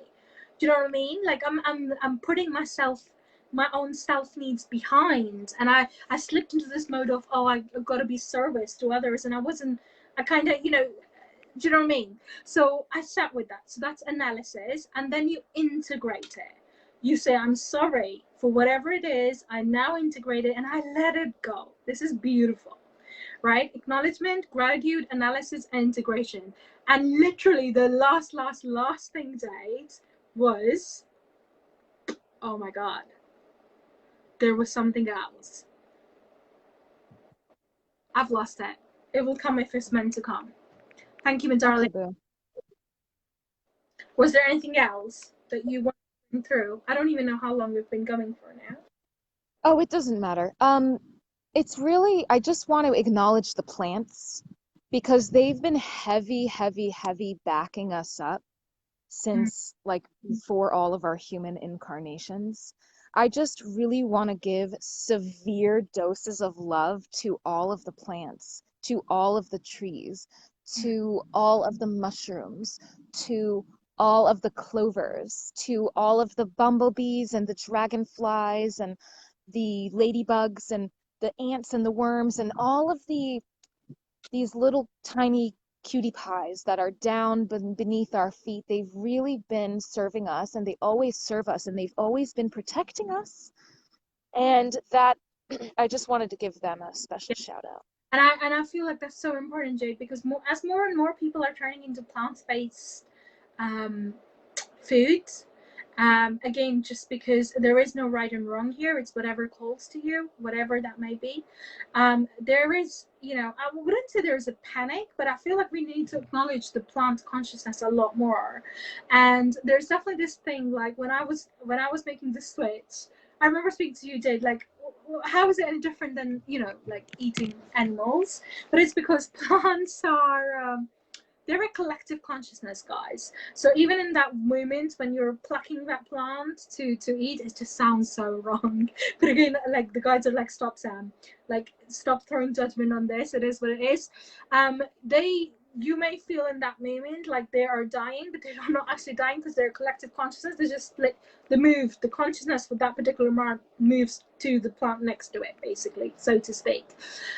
Whereas with animals, they are born with blueprint, where some of them don't want to die, so to speak, But anyways, so it's a whole thing. Babe, the last thing I want to talk about is twin flame. As you were talking, there's a twin flame. Yes. Yep. Yep. Right. So I will start with just, do you want to start with your perspective first? Even though we have the same perspective. Sure, boo. I'll accept that invitation. Yes, please. So in regards to twin flames, it's a big pain in the butt. Twin flames are a big pain in the butt, okay? Just quickly, the guides are giving what to, we need to talk. So, okay. So the twin flames is essentially coming into your highest divine union with yourself. Amen. And there is no such thing as a false twin flame. Just how there is no such thing as a false paradigm or anything, because everything is what you make of it, right? Of course, they both exist, but they also non-exist. Okay, I'm getting too theoretical now. Let's get back to it. The whole twin flame thing is uniting your halves together, but your halves are already together, said Jade Kelly. Okay. So there's this whole process of uniting that is happening within before it happens without. So what ends up happening is, as your kundalini rises and as you awaken and as your vibrations become lighter and of a faster frequency and wavelength, you are craving going back to source. You're craving going back to source because you are heading towards source. I just have to state this blanket statement. Everything you want is everything you already have. Please let that be known. Let that sink in. I'm going to repeat it. Everything you want is everything you already have. Everything you want is everything you already have. And that's why you want it, because you can feel it, because it's a piece of you. And I'm not talking about want like a chocolate bar. I'm talking about want like divine love, or a job where I am well respected, or enough money for me to have free time and go snowboarding, those things that please your soul, you want them because you already have them. You're just needing to anchor them down into the lower dimensions, right? And you're sensing that and feeling that and knowing that precognitively. So what ends up happening is, as we're ascending and as we're awakening, we get this craving. I want to be back in source. I am source. I am source. I want to unite. I want to be source. And so as we are uniting these aspects of our divine feminine and our divine masculine, rising our Kundalini consciousness naturally occurring, what ends up happening is, yes, we alchemize, we integrate. Integration is alchemization. It is the balancing of the poles. It is the balancing of the yin yang. It is the coming to the plateau where, yes, there's still ups and downs, but they're not so extreme and they're more mellowed out. And it is this harmonious field of divine masculine and divine feminine merged into one, fully coalesced. So what ends up happening is, once you do this within, because those are the energies that you are reverberating at, your North Pole is putting that out there. We want unity, we want unity, we want unity, we are unity, we are unity, we are unity. And so boom, it's bouncing back, and you end up physically receiving your twin flame in a variety of forms. It's not going to just appear as your original twin flame right off the bat. No matter how ascended you are, it doesn't work that way, because everything is levels, because everything is multidimensional, multifaceted, right? So you might see aspects of your twin flame. You go to the gym, you make severe eye contact with some super hot chick, and you get a feeling in your heart or your gut, and you're just like, whoa there, buddy. Who is she? And you are so intrinsically drawn to her, it's unexplainable. And as you walk by, you're both looking at each other, and she feels it too and knows it too. Hang on. And of course, we are all one. But in the seeking of this complete unity with source, we do seek out a counterpart to help us in the alchemization process. That's why we have lovers.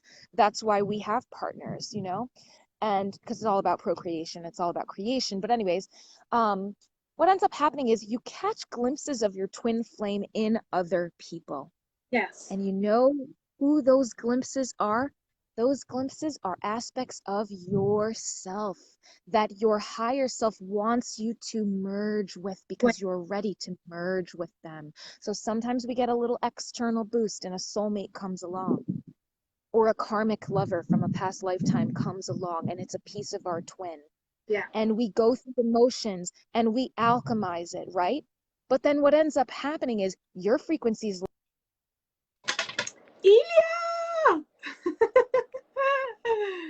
Oh my god, why can't I add her on? So funny, because I actually can't add Jade in. Says I can't add her. Let me go on my laptop quickly. Hi, Ilya.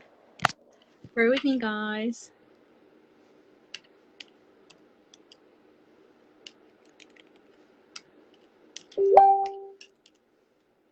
Hello. Where is she? There you are. Why can't I?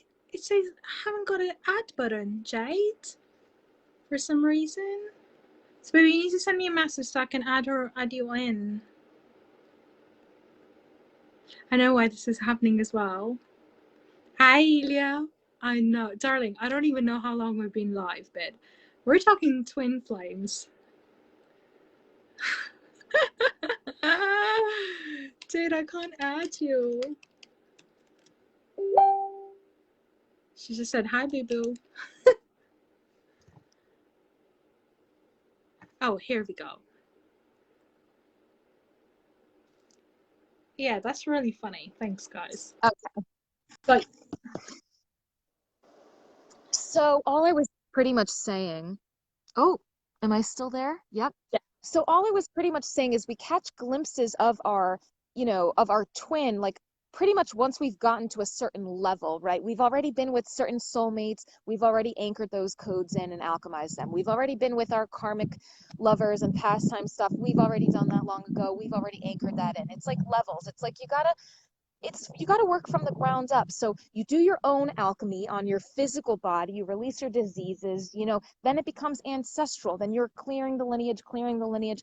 And as these two things are happening, you are coming into contact with soulmates and karmic lovers, and then you're clearing those and alchemizing those and completing those contracts. Then that's when the twin space really opens up. When the twin space opens up, that's when you really catch the glimpses of him or her. Yeah. They can be remote viewing you, they are always with you. And then ultimately, the consciousness, as you level up and as they level up in the physical bodies, the consciousness of the twin as one unified item jumps to a different body, and it takes on a new form, because you are ready to receive that now. And the only reason it takes on another form is because there's another lesson that you're needing to alchemize. Because, you know, once you have your twin flame and once you are in union with your twin flame, and then there's the whole jumping timelines thing too, right? So as you complete a lesson with one person, maybe you jumped to a new timeline because you completed it in linear time in 3 months.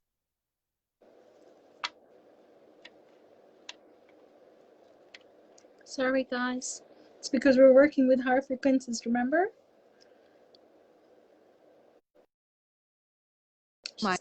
There you Sorry, we got go, but we needed that. Yeah.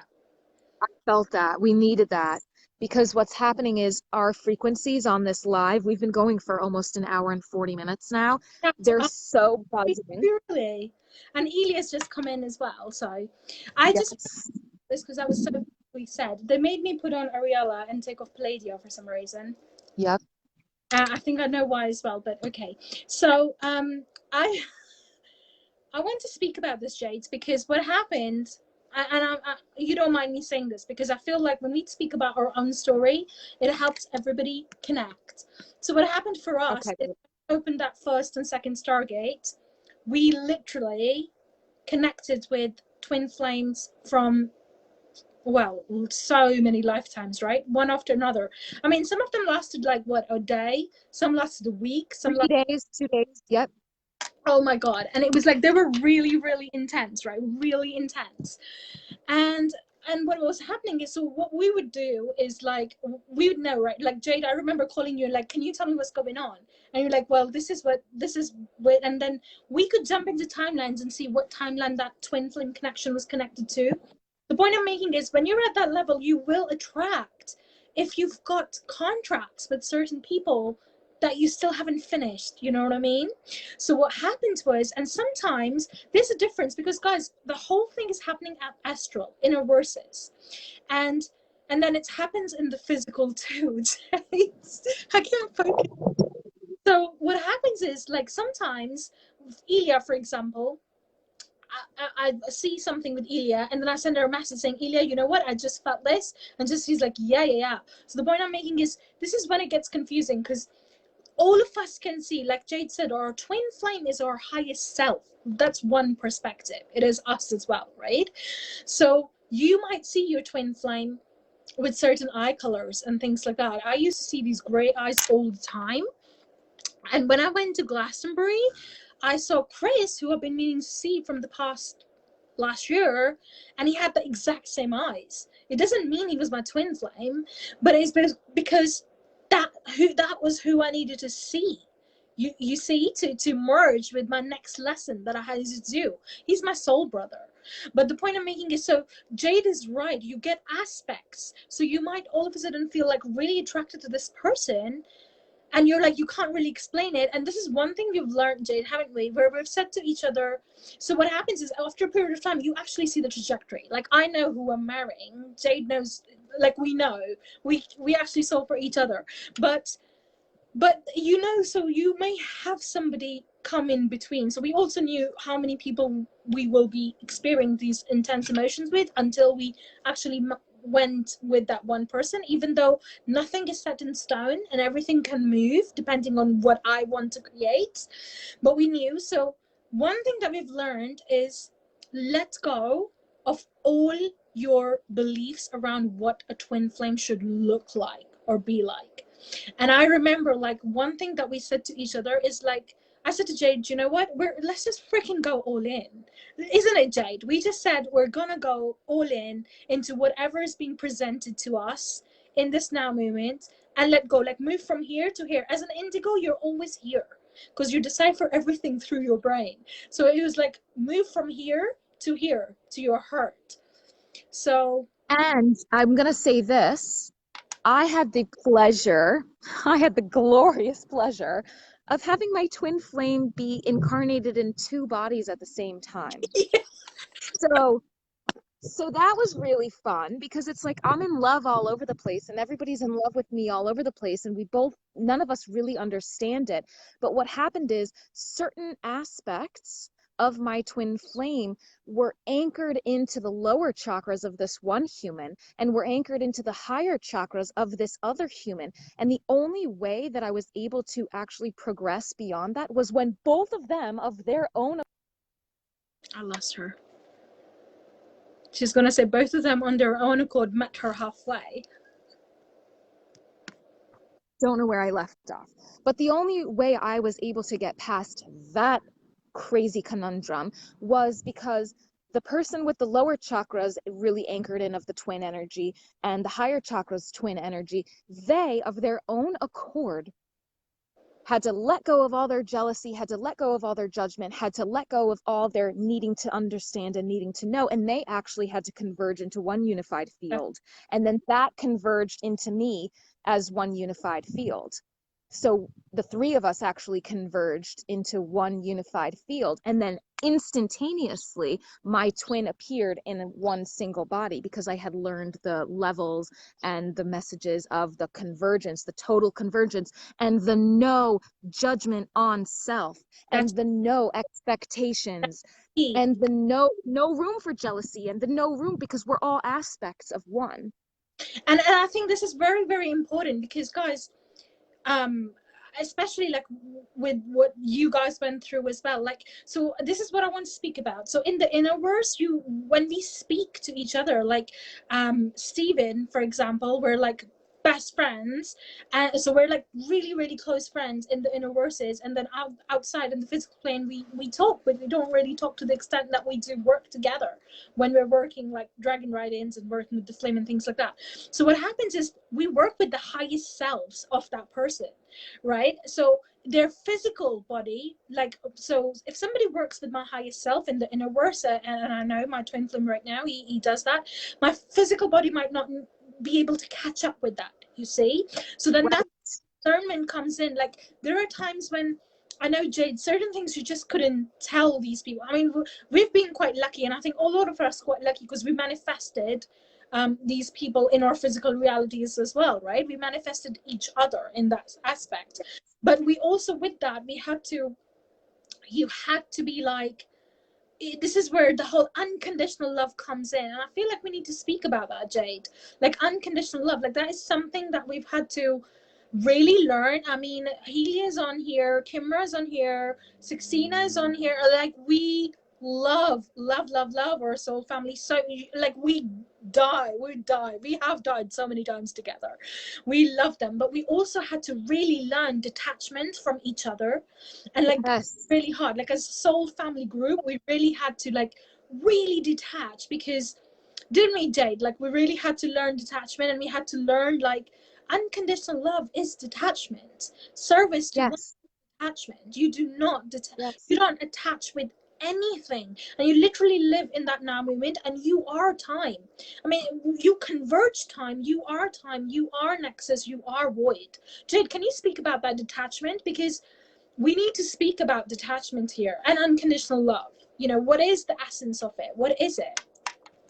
Okay, so what is detachment? Okay, detachment is not I'm never going to talk to you ever again, or I can't have you in my field or in my life.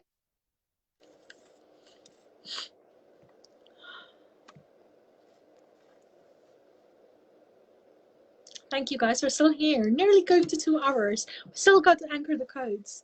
We've got this. We're having fun, right? This is what this is about. she's connecting. Here we go. Twin flame example. So my twin flame, when he was going through jealousy issues, detachment is not me finger pointing and saying he is going through jealousy issues, but instead an aspect of myself is going through jealousy issues or whatever it was at the time, right? Because especially with the twin, but with everyone, everything that they are going through is an aspect of you. And that is true detachment, recognizing that we are all one. So when you recognize that we are all one and we are always together.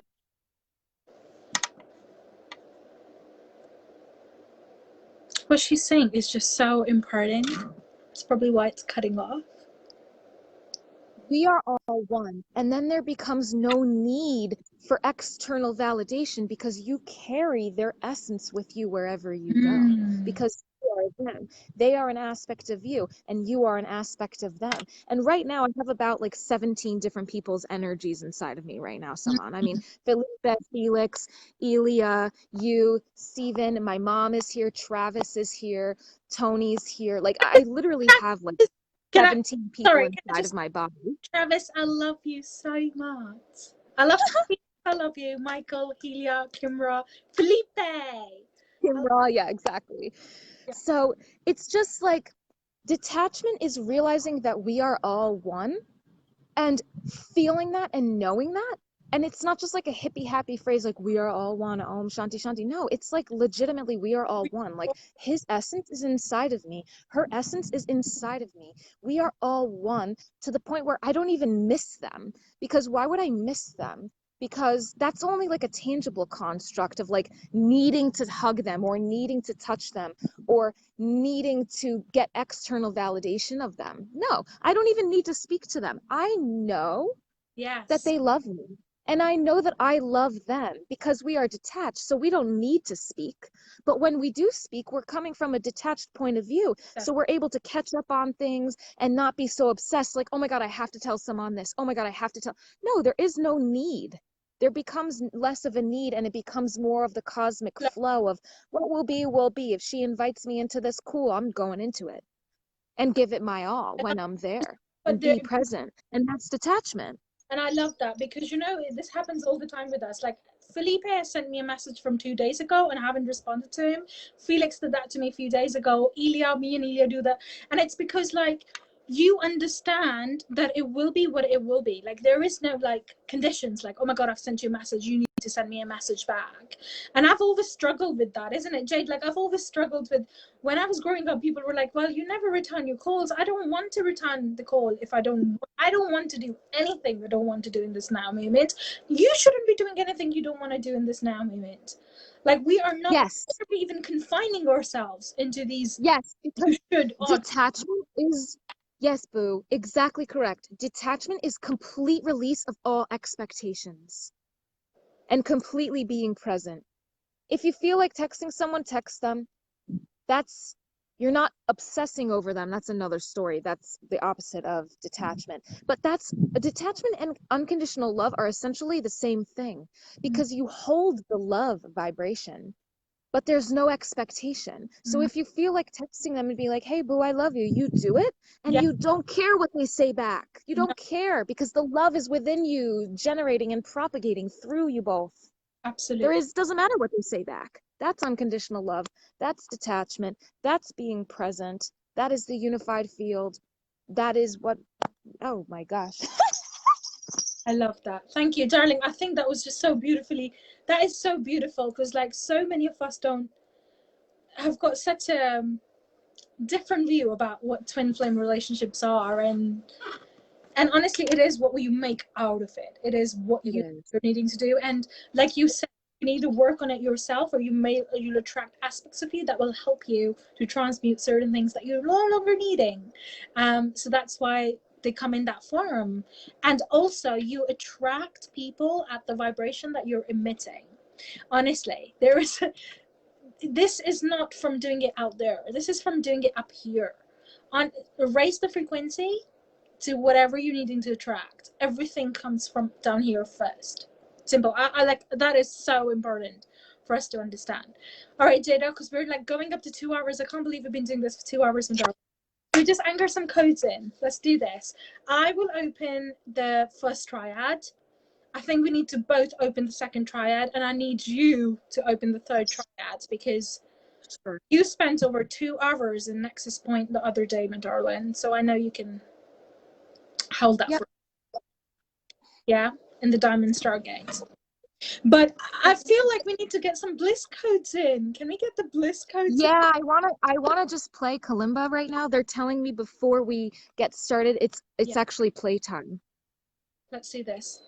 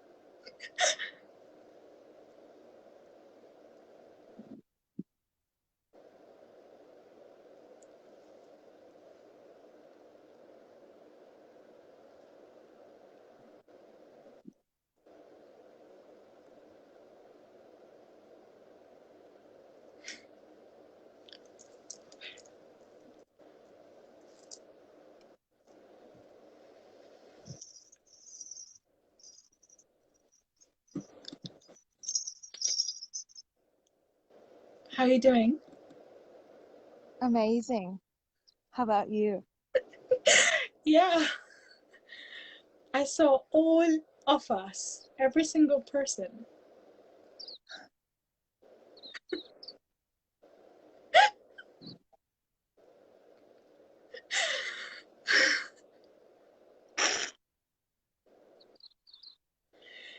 I was seeing us all as flowers in a single bouquet, and I was giving us to ourselves.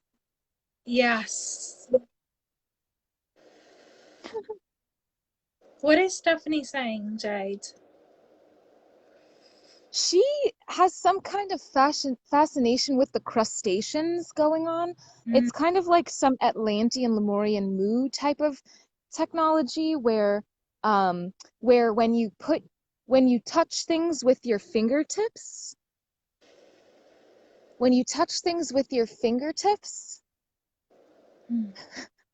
it's tickling. It tickles you. Like touching fossils, touching roots, touching water. It's the best way to tickle yourself, and it releases the paradigm shift. Like it's already been done, so like it helps release the debris. So using your fingertips and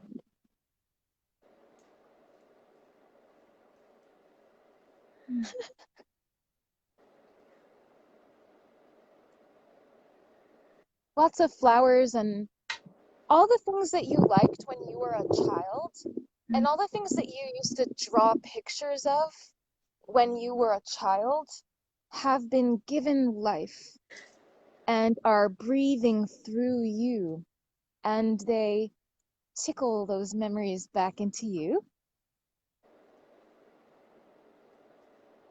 Huh. I hope no one's driving and watching this. I hope you're not driving and watching this, guys. Might be somebody connecting in on a now moment. So I have got lots of butterflies. Stephen, Yeah. Stephen, Yeah. Stephen is creating these fires, but they're like starfires, like stars, which are burning, but they're like rainbow colors at the same time. Yes, rainbow. Mm-hmm. Felix is bringing in some dolphins. Sophia is coming through. Sophia is coming through. Yeah. Ah, kratataka. Hos. Ho. Free, free, free, free, free, free, free. Kaliatoko. Pip, pip, pip, pip, pip, pip, pip, pip, pa, pa, pa, po, pip, pip, pa.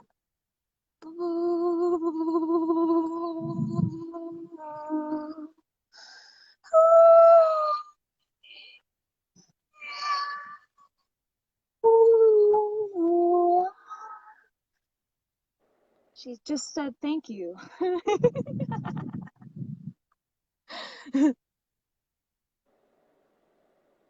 Yeah. She just said thank you.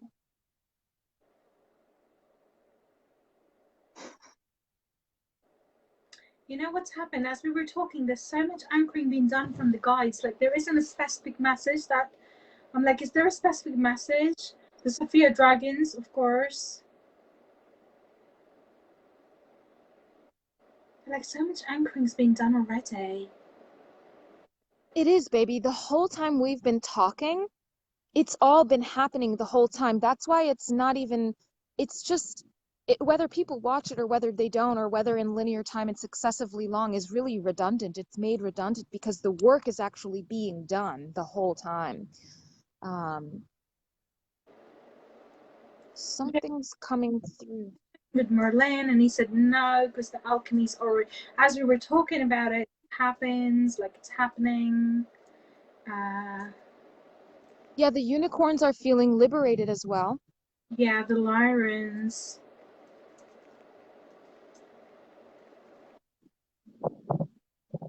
Just everyone else has got a message. Bear with me, Jade. What's that, boo? Just checking if anyone else has got a message. Bear with me. Okay.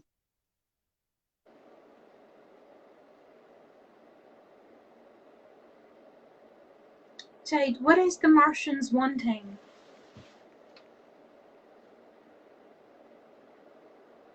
What did you say? What is what wanting? The Martians. The Martians. And Elia's feeling Andromeda because she's very in with the core. She is the core. Elia's very core.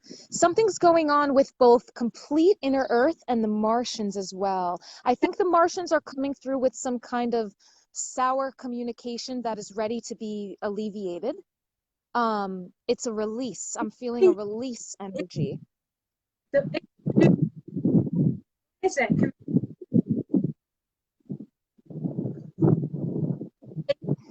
To do with draconians. Can you Elia, let me see, baby Elia, can you just check if Andromedians are, so the Martians are coming through, but it's at the draconians. What is it? What? Right.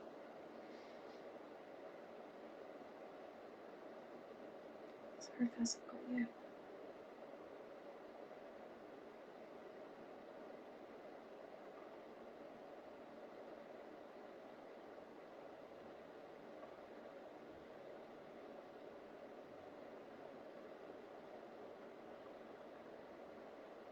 There is an alignment.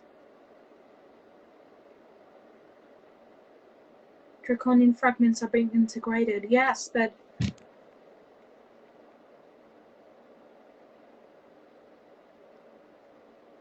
how's it affecting the Plutonians, Ilya?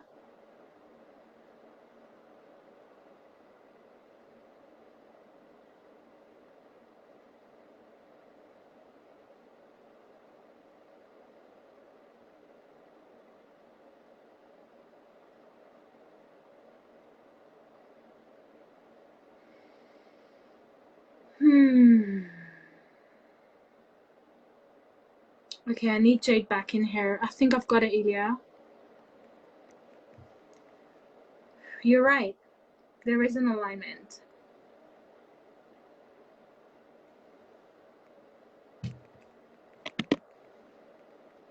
She's coming. Literally, I literally just, hi. I just got it. I just got it. Jade, Mhm. the Martians are ready to put down what they have against Draconians, but it needs to be anchored in. Do you think you can do this? For everybody who doesn't... It's already been done. It's already been done, Boo. That's what I was doing when it cut off. I already anchored it down. Yeah, this it is being done. It's already been anchored down, and it came out through the form of the Emerald Heart open communication. They made me speak in Draconian tongue to anchor down that privilege. Thank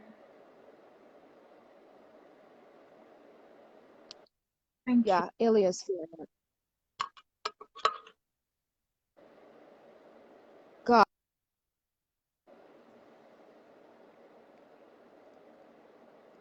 I can't add her anymore.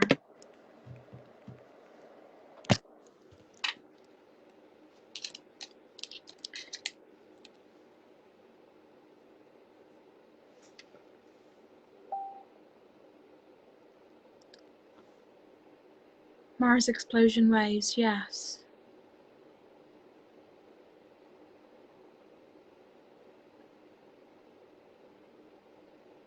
The Galactic Wars.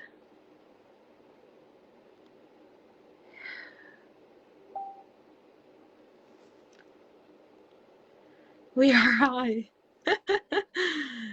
Tell me about it. She isn't live anymore. Why are you not live, Jada? Jada.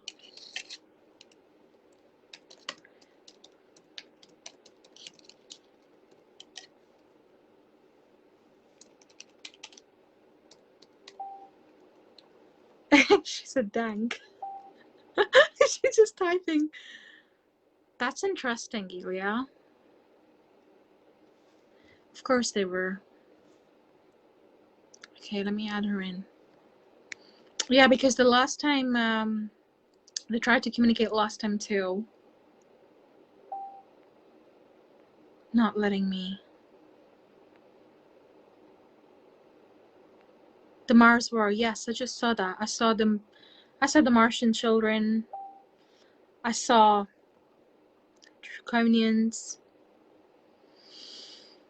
We're integrating, guys. She said it's not letting her come in. Hey! Hi. I feel like we need to anchor the Stargates before we no longer can, because, yeah. Yep, yep, for sure, yep. Do you know what I mean? I do know what you mean, but I have to go pee. I'm gonna go pee in a bush. I'll be right back. I have to! Okay, cool. It's so good. Talk about classiness. I love her. This is Jade in her most real form ever. Okay, Ilya, can we just open up heart chakra a bit more, my darling, while you're here, while Jade's gone, please? Thank you.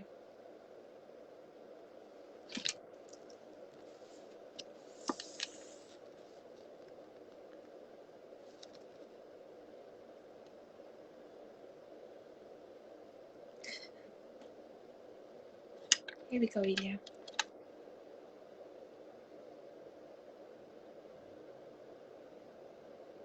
I feel like this energy needs to go to the Martians, Ilya. They're transmuting dead children, dead Martian children. Ah.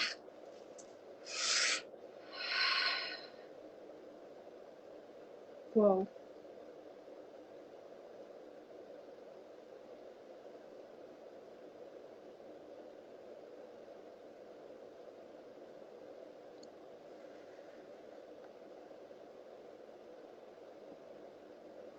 Kuan Yin. She's bringing through pink dragons.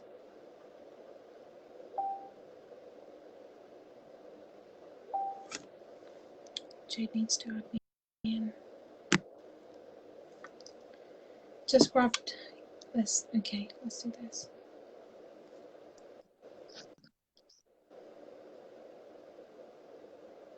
Okay, I'm back.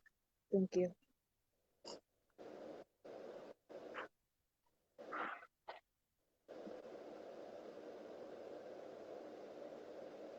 Open your wings, Sama.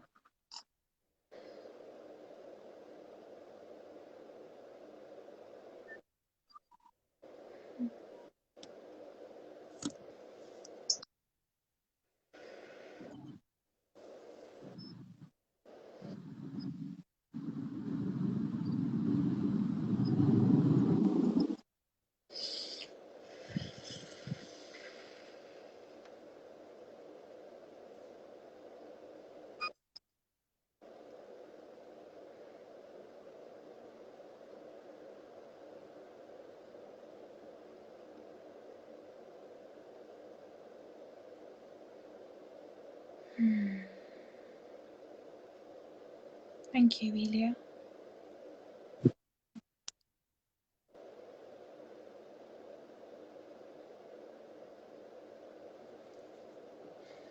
Hi, Bree.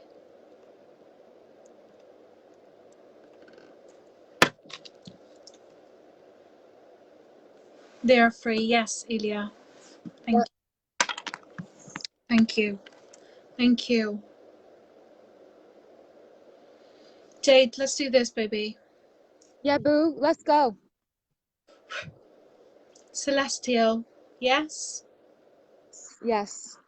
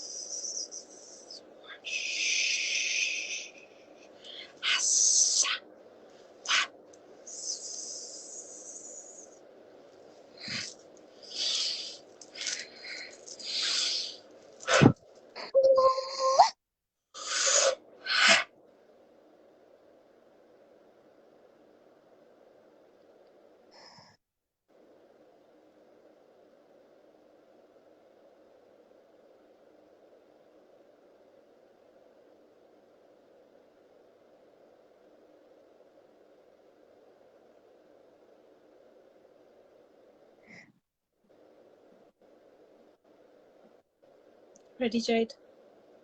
Yes.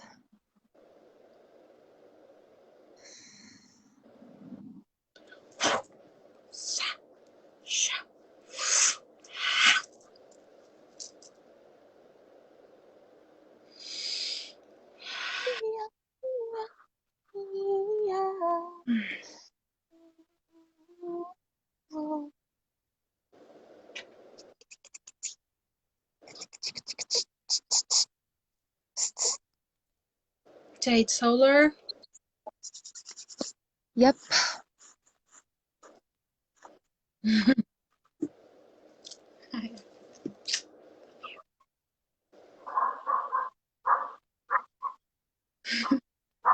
Hey, Papa. Hey, puppy.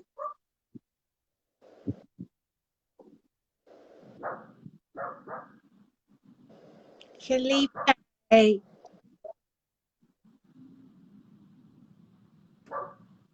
There's an entanglement. Yeah, I feel that.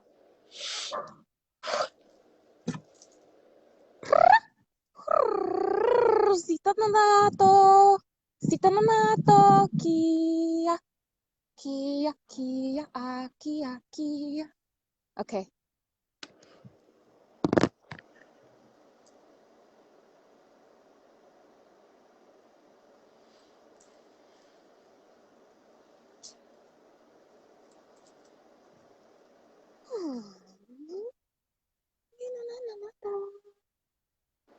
Ikurirata, ha, ha, hey, kurirata, kurirata, con brasa, fibla, la chombla.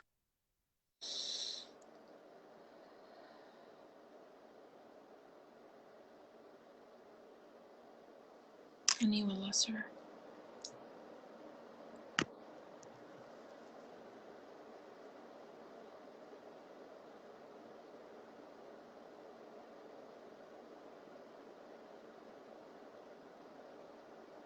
Hey.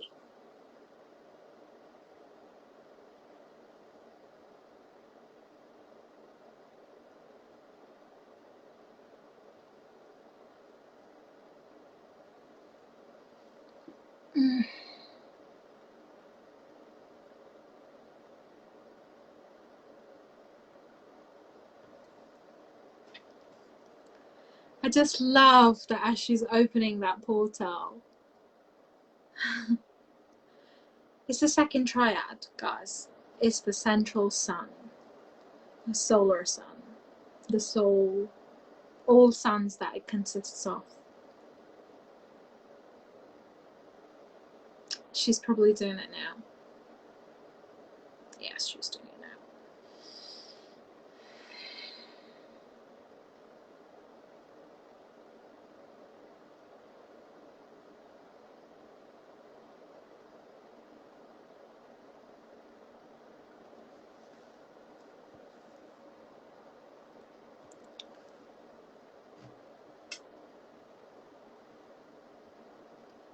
I knew it.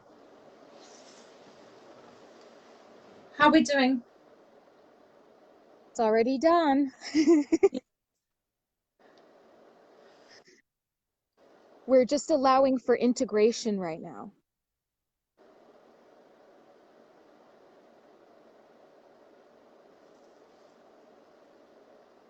Okay. Okay. We are ready. We're ready, Diamond?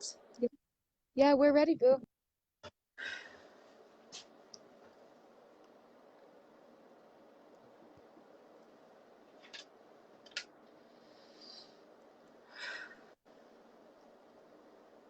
Here we go, my gorgeous.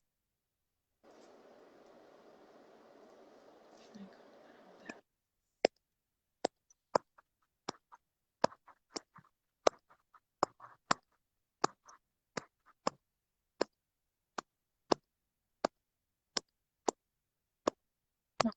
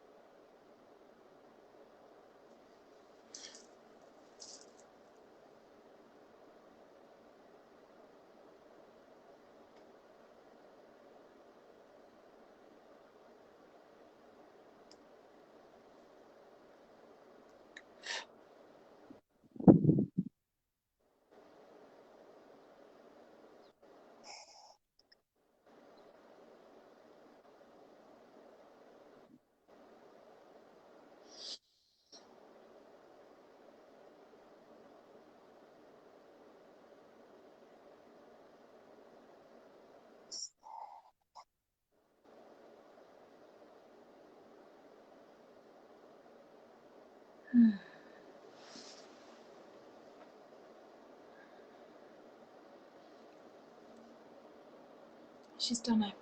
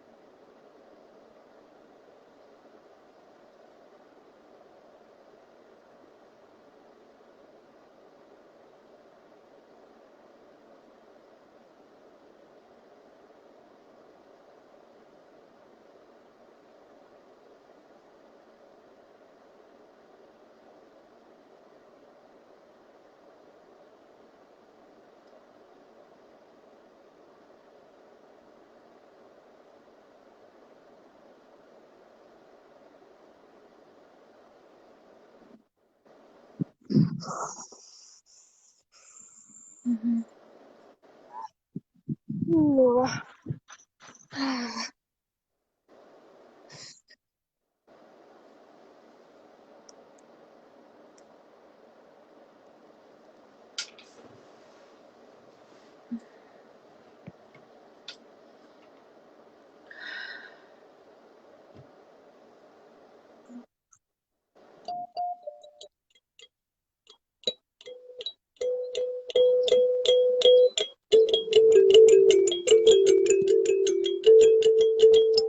There is no uncertainty.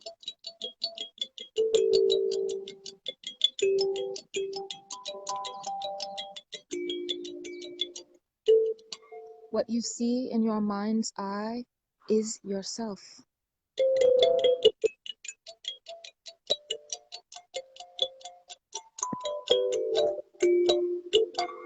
Complete liberation, freedom.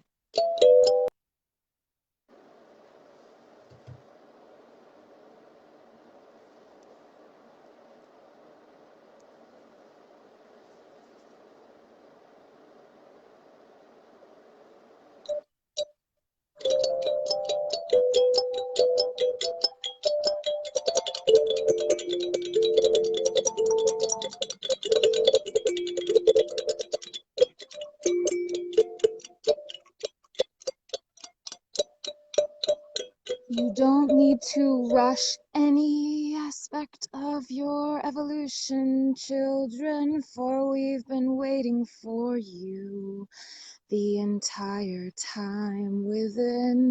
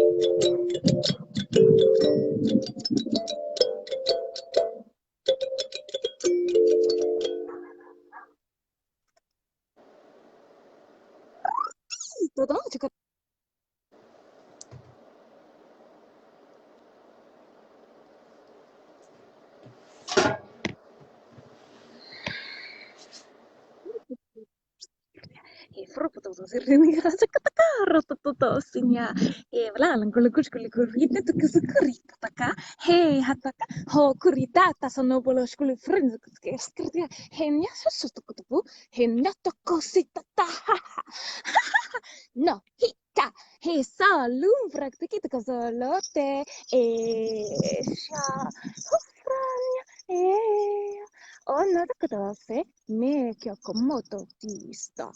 Echanataya, echanataya.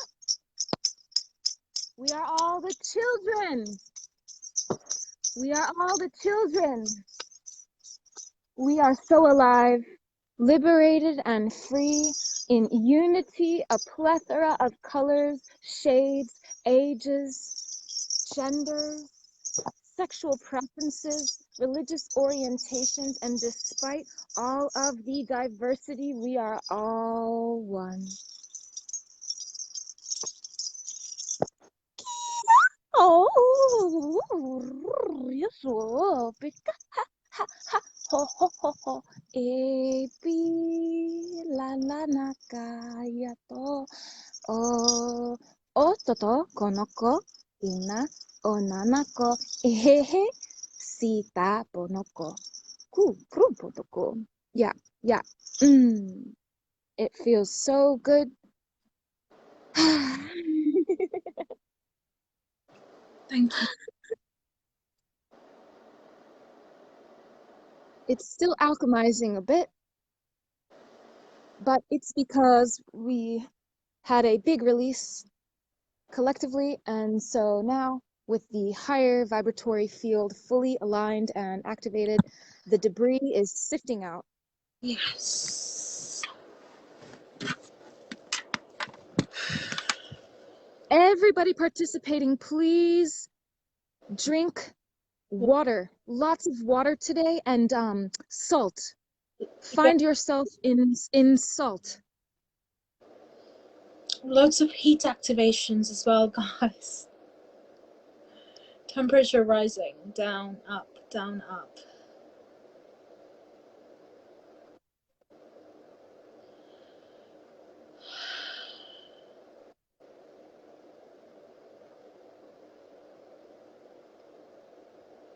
Done, Jade. Yep, I received that at the exact same time, and I'm just giving thanks.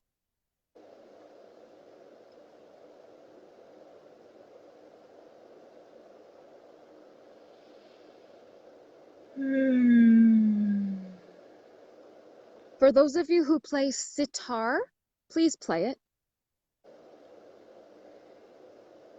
Something about the frequencies of the harpsichord. Yeah. Saraswati, Jade. Yep.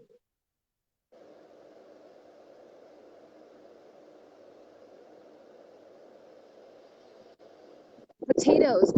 Let's eat potatoes and stay grounded in our human vessels tonight. Tomorrow. Thank you, Bree. Thank you, Evie. Thank you, everyone. Thank you, Maria. Steven! I'm so in love with him. It's unbelievable. I love him too. Loudly. Thank you, Yeshua. Thank you, Maria. Let's do it. Let's do thank you to the guides, Jade. Let's go by name because I want to do this. Okay. Thank you, Maitreya. Merlin, thank you. Arcturians. Oh, I love you guys so much. Thank you. Thank you to the Chapel of the Rose. Thank you to the elixir of life itself and the embodiment of complete golden fluidity where all creation can be composed. Thank you, Sophia. Christos. Thank you to the early, yes, Christos, Sophia, for sure, big time. Thank you for, thank you.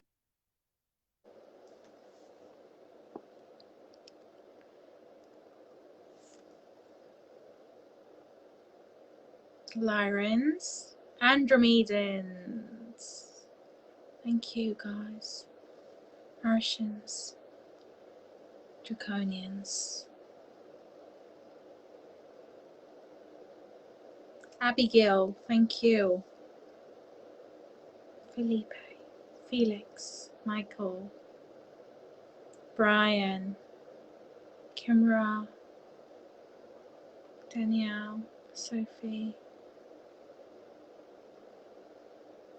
Rookie, Roxy, hmm, trees, flowers, honeybees, hummingbirds, pixies, fairies, grass, Ishtar, Deanna, Sanat Kumara, Archangel Raphael. Commander Ishtar, Yeah, it's Commander Ishtar big time. Kuan Yin, Green Tara. I say Draconians, yes. Anunnaki, Martians, Venusians, Plutonians, early hominids, Osiris, Amun-Ra, Aphrodite, Pleiadians, Bridget, Saradwin, Lucifer,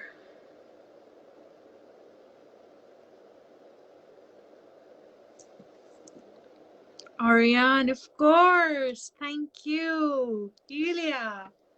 Thank you, Orion Council. Lyran Council, dragons, void, source, fully merged, dragon, Alpha, effect.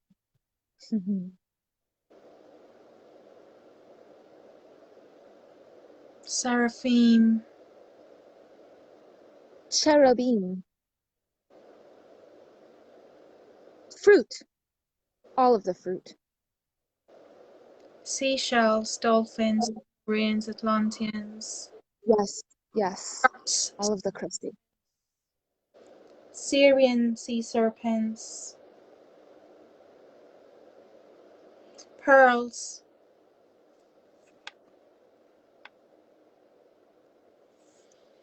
Aurelia,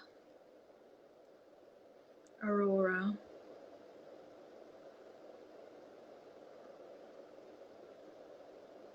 Visible spectrum, non-visible spectrum.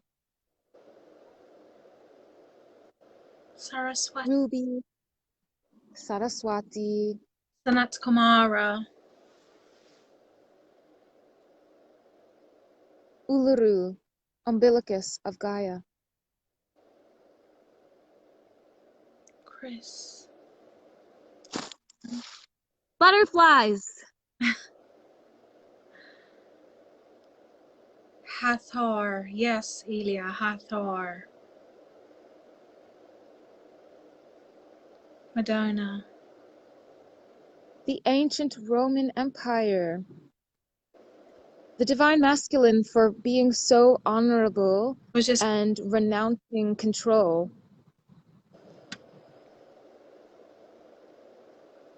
Maitreya. He's with me every single moment. Yes. That's me with Yeshua. Mm.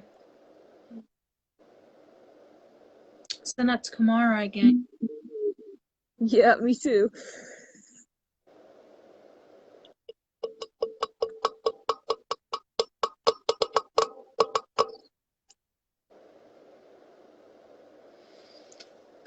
Thank you to all known and unknown. Thank you, Lilith, Saradwin, Hecate,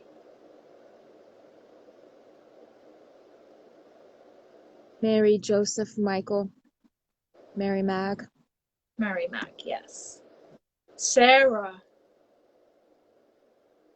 Clara, Rose lineage. Rose lineage, yes, indeed, Rose lineage.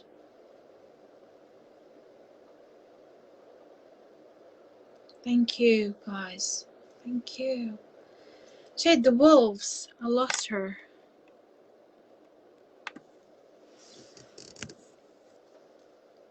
The wolves.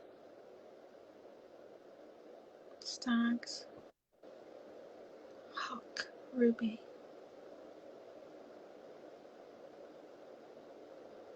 Avians.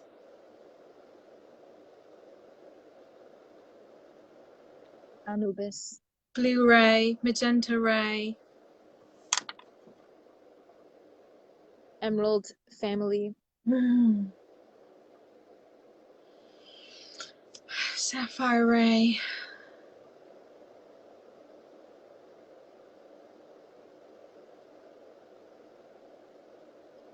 The witch lineage. Collective of quasars. Peacock energy specifically. Hummingbirds specifically, but all of the avians and Hummingbirds. The stars. Thank you, David. The stars, indeed.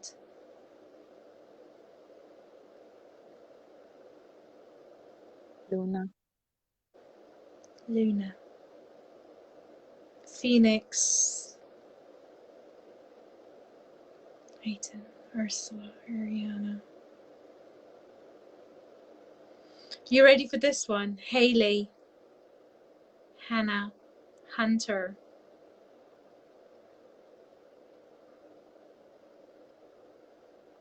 Lily. I knew. Phoenix. I just said Phoenix. I know, but I wanted to say it. Okay, let's close this, Jada. That's because we need to close it. Guys, thank you so much. How long have we actually been on? We need to close this circle, baby. Travis? Yes. Can you see my heart? This one's specially for you. Oh. Let's close this. No, you For everyone. put the heart on top of my heart, Jada. To Travis. Okay, I'm just joking. No, okay. Yours is for Travis, yeah. Stop. I'm just joking. We love you too. Okay, let's go. Let's go. Let's close this out, baby. Okay.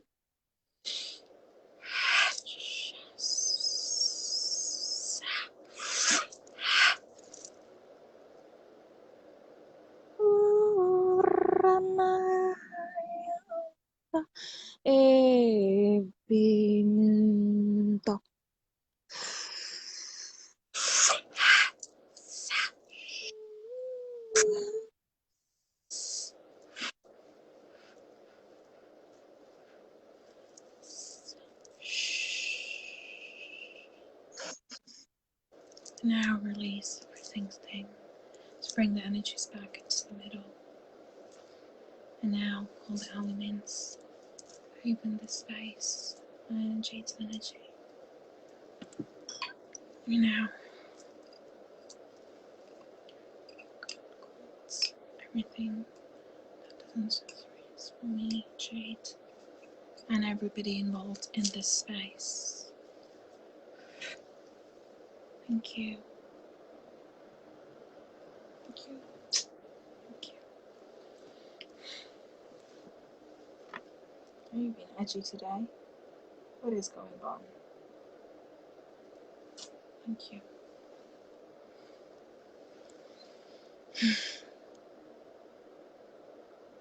Thank you. Thank you.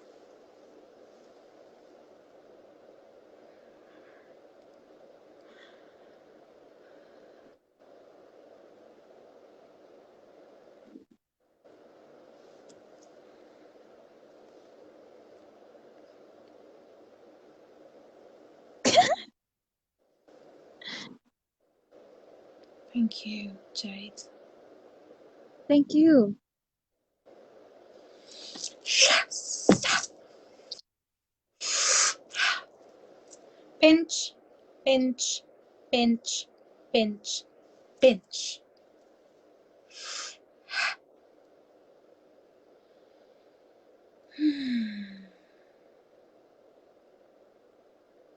I ate a whole bag of chips before I got on this live, you know that? So much for eating. Love it. I ate a whole pack, darling. Just telling you that. I love you so much. I love you so much too, Boo. Thank you. Thank you, Jade. Thank you. Thank you.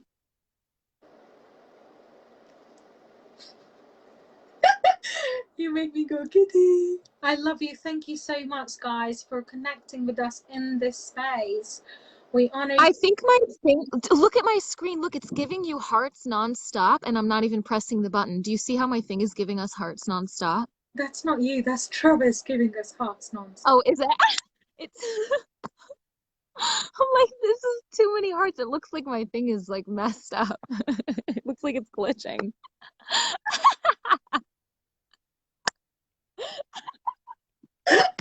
To go to bed. I need to say that. Yes, Boo baby.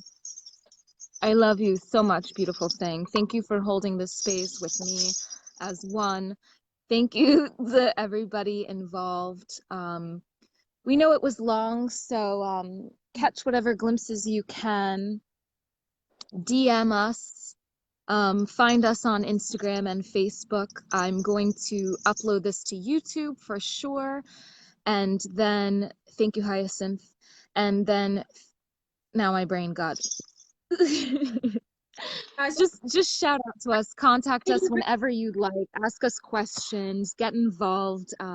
Thank you. We love you. We are you. We really do love you. And do you know what? Like, thank you for being in this co-creation too, because I know this isn't easy. Trust me. But you're here, and you're here because you're ready. You're here because you are the torch bringer. Every single one of us is a torch bringer. But actually, we honor you. We love you. Thank you so much. Thank you, thank you, thank you. And we just let this go in detachment and unconditional love. That's right. Jade, I love you, baby. She's gone. I just want to say I love her.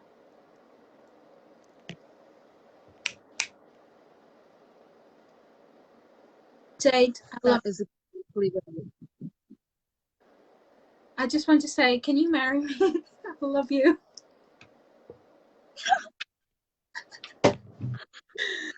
No. All right, I love you. Go. We have to go. We'll stay here all night. Okay. Love you guys. I'm delirious and giddy now. I love you guys. Thank you. Have a great night. Love you. Thank you. Love you, Travis. Love each and every one of you. Jade, call me. Love you. Bye. Okay.